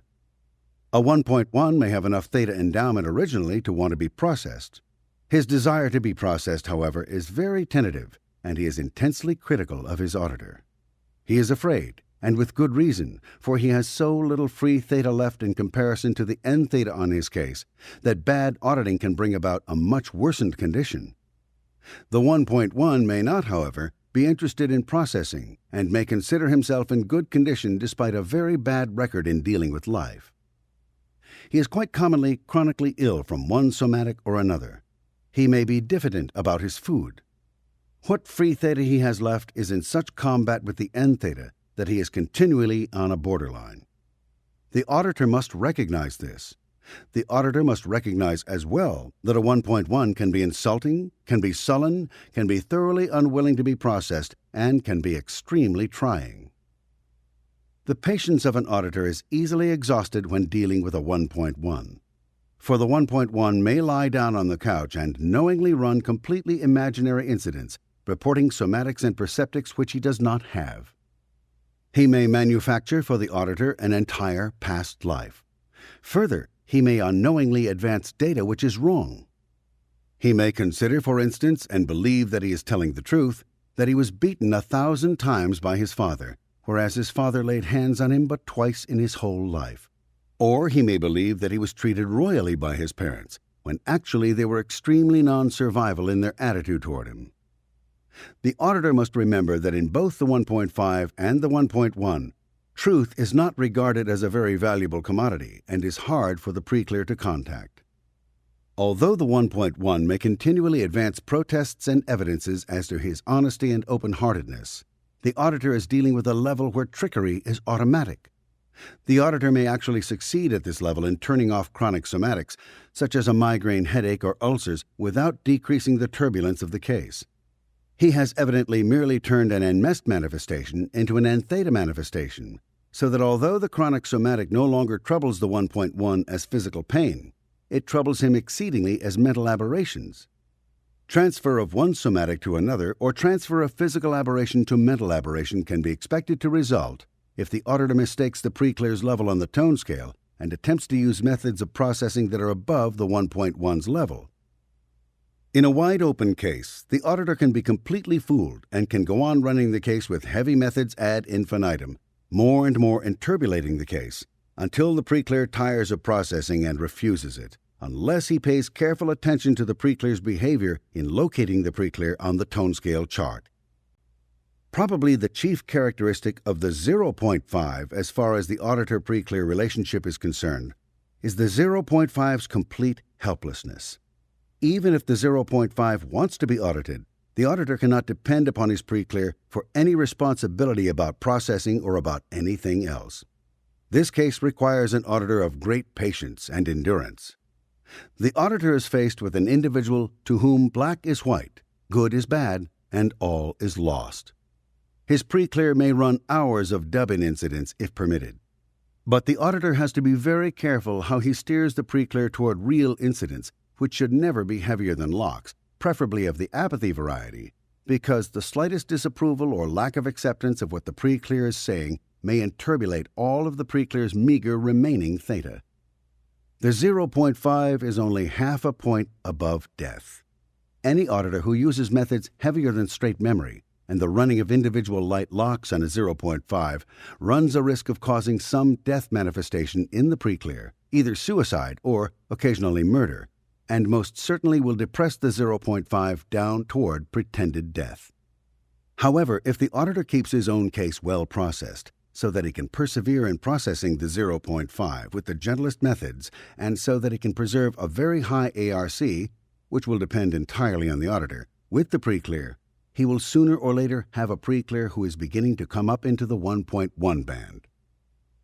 This rise on the scale may not bring the auditor any relief, since 1.1 is a very unpleasant level, but it will be a great relief to the pre-clear, although the auditor should not expect any thanks from the new 1.1. The average auditor will not be working with a 0.1 in the very near future, since most pretended death cases are in hospitals, sanitariums, or institutions where they are out of contact with the society.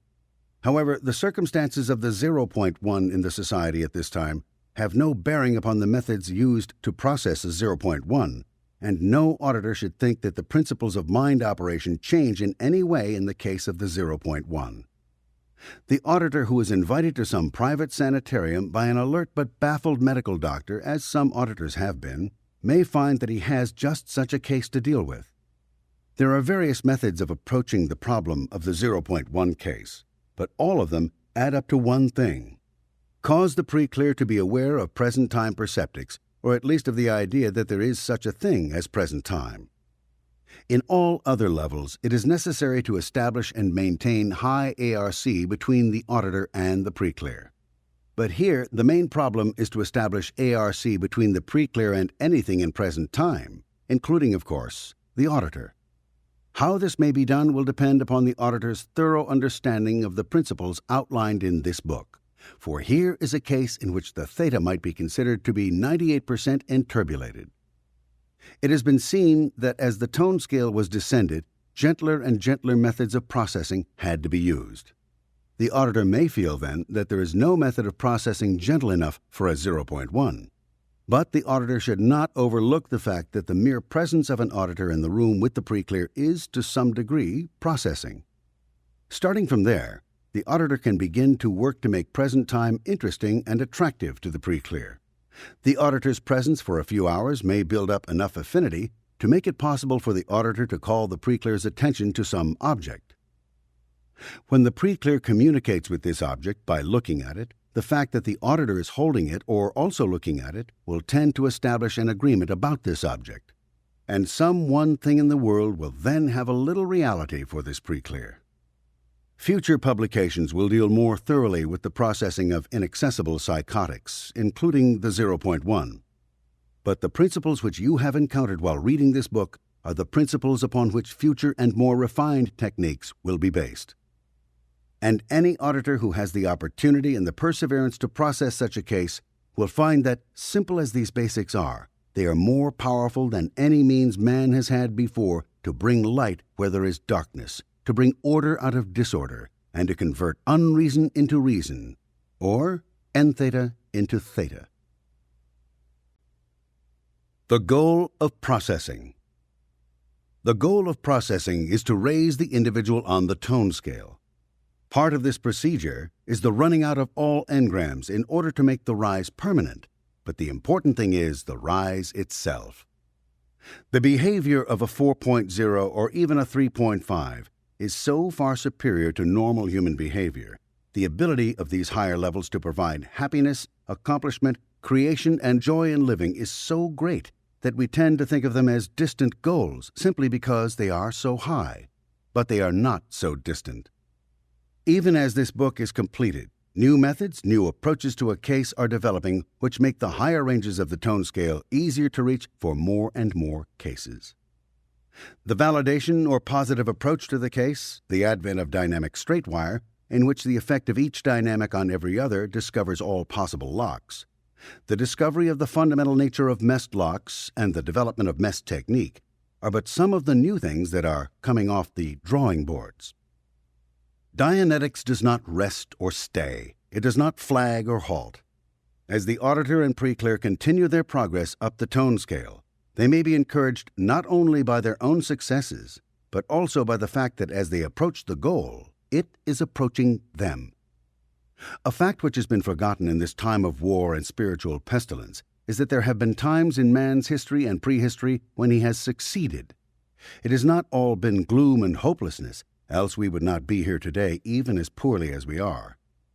Men have lived to conquer all other forms of life, from the mastodon to the microbe. Men have lived to build walls and roads and pyramids which have defied the elements for thousands of years. Men have lived to write music which has pleased the gods, and lines which have made the angels sigh and the devil weep. This is a time for man to succeed again. Here is the word, the technology, the goal. The job is cut out, and its name is survive.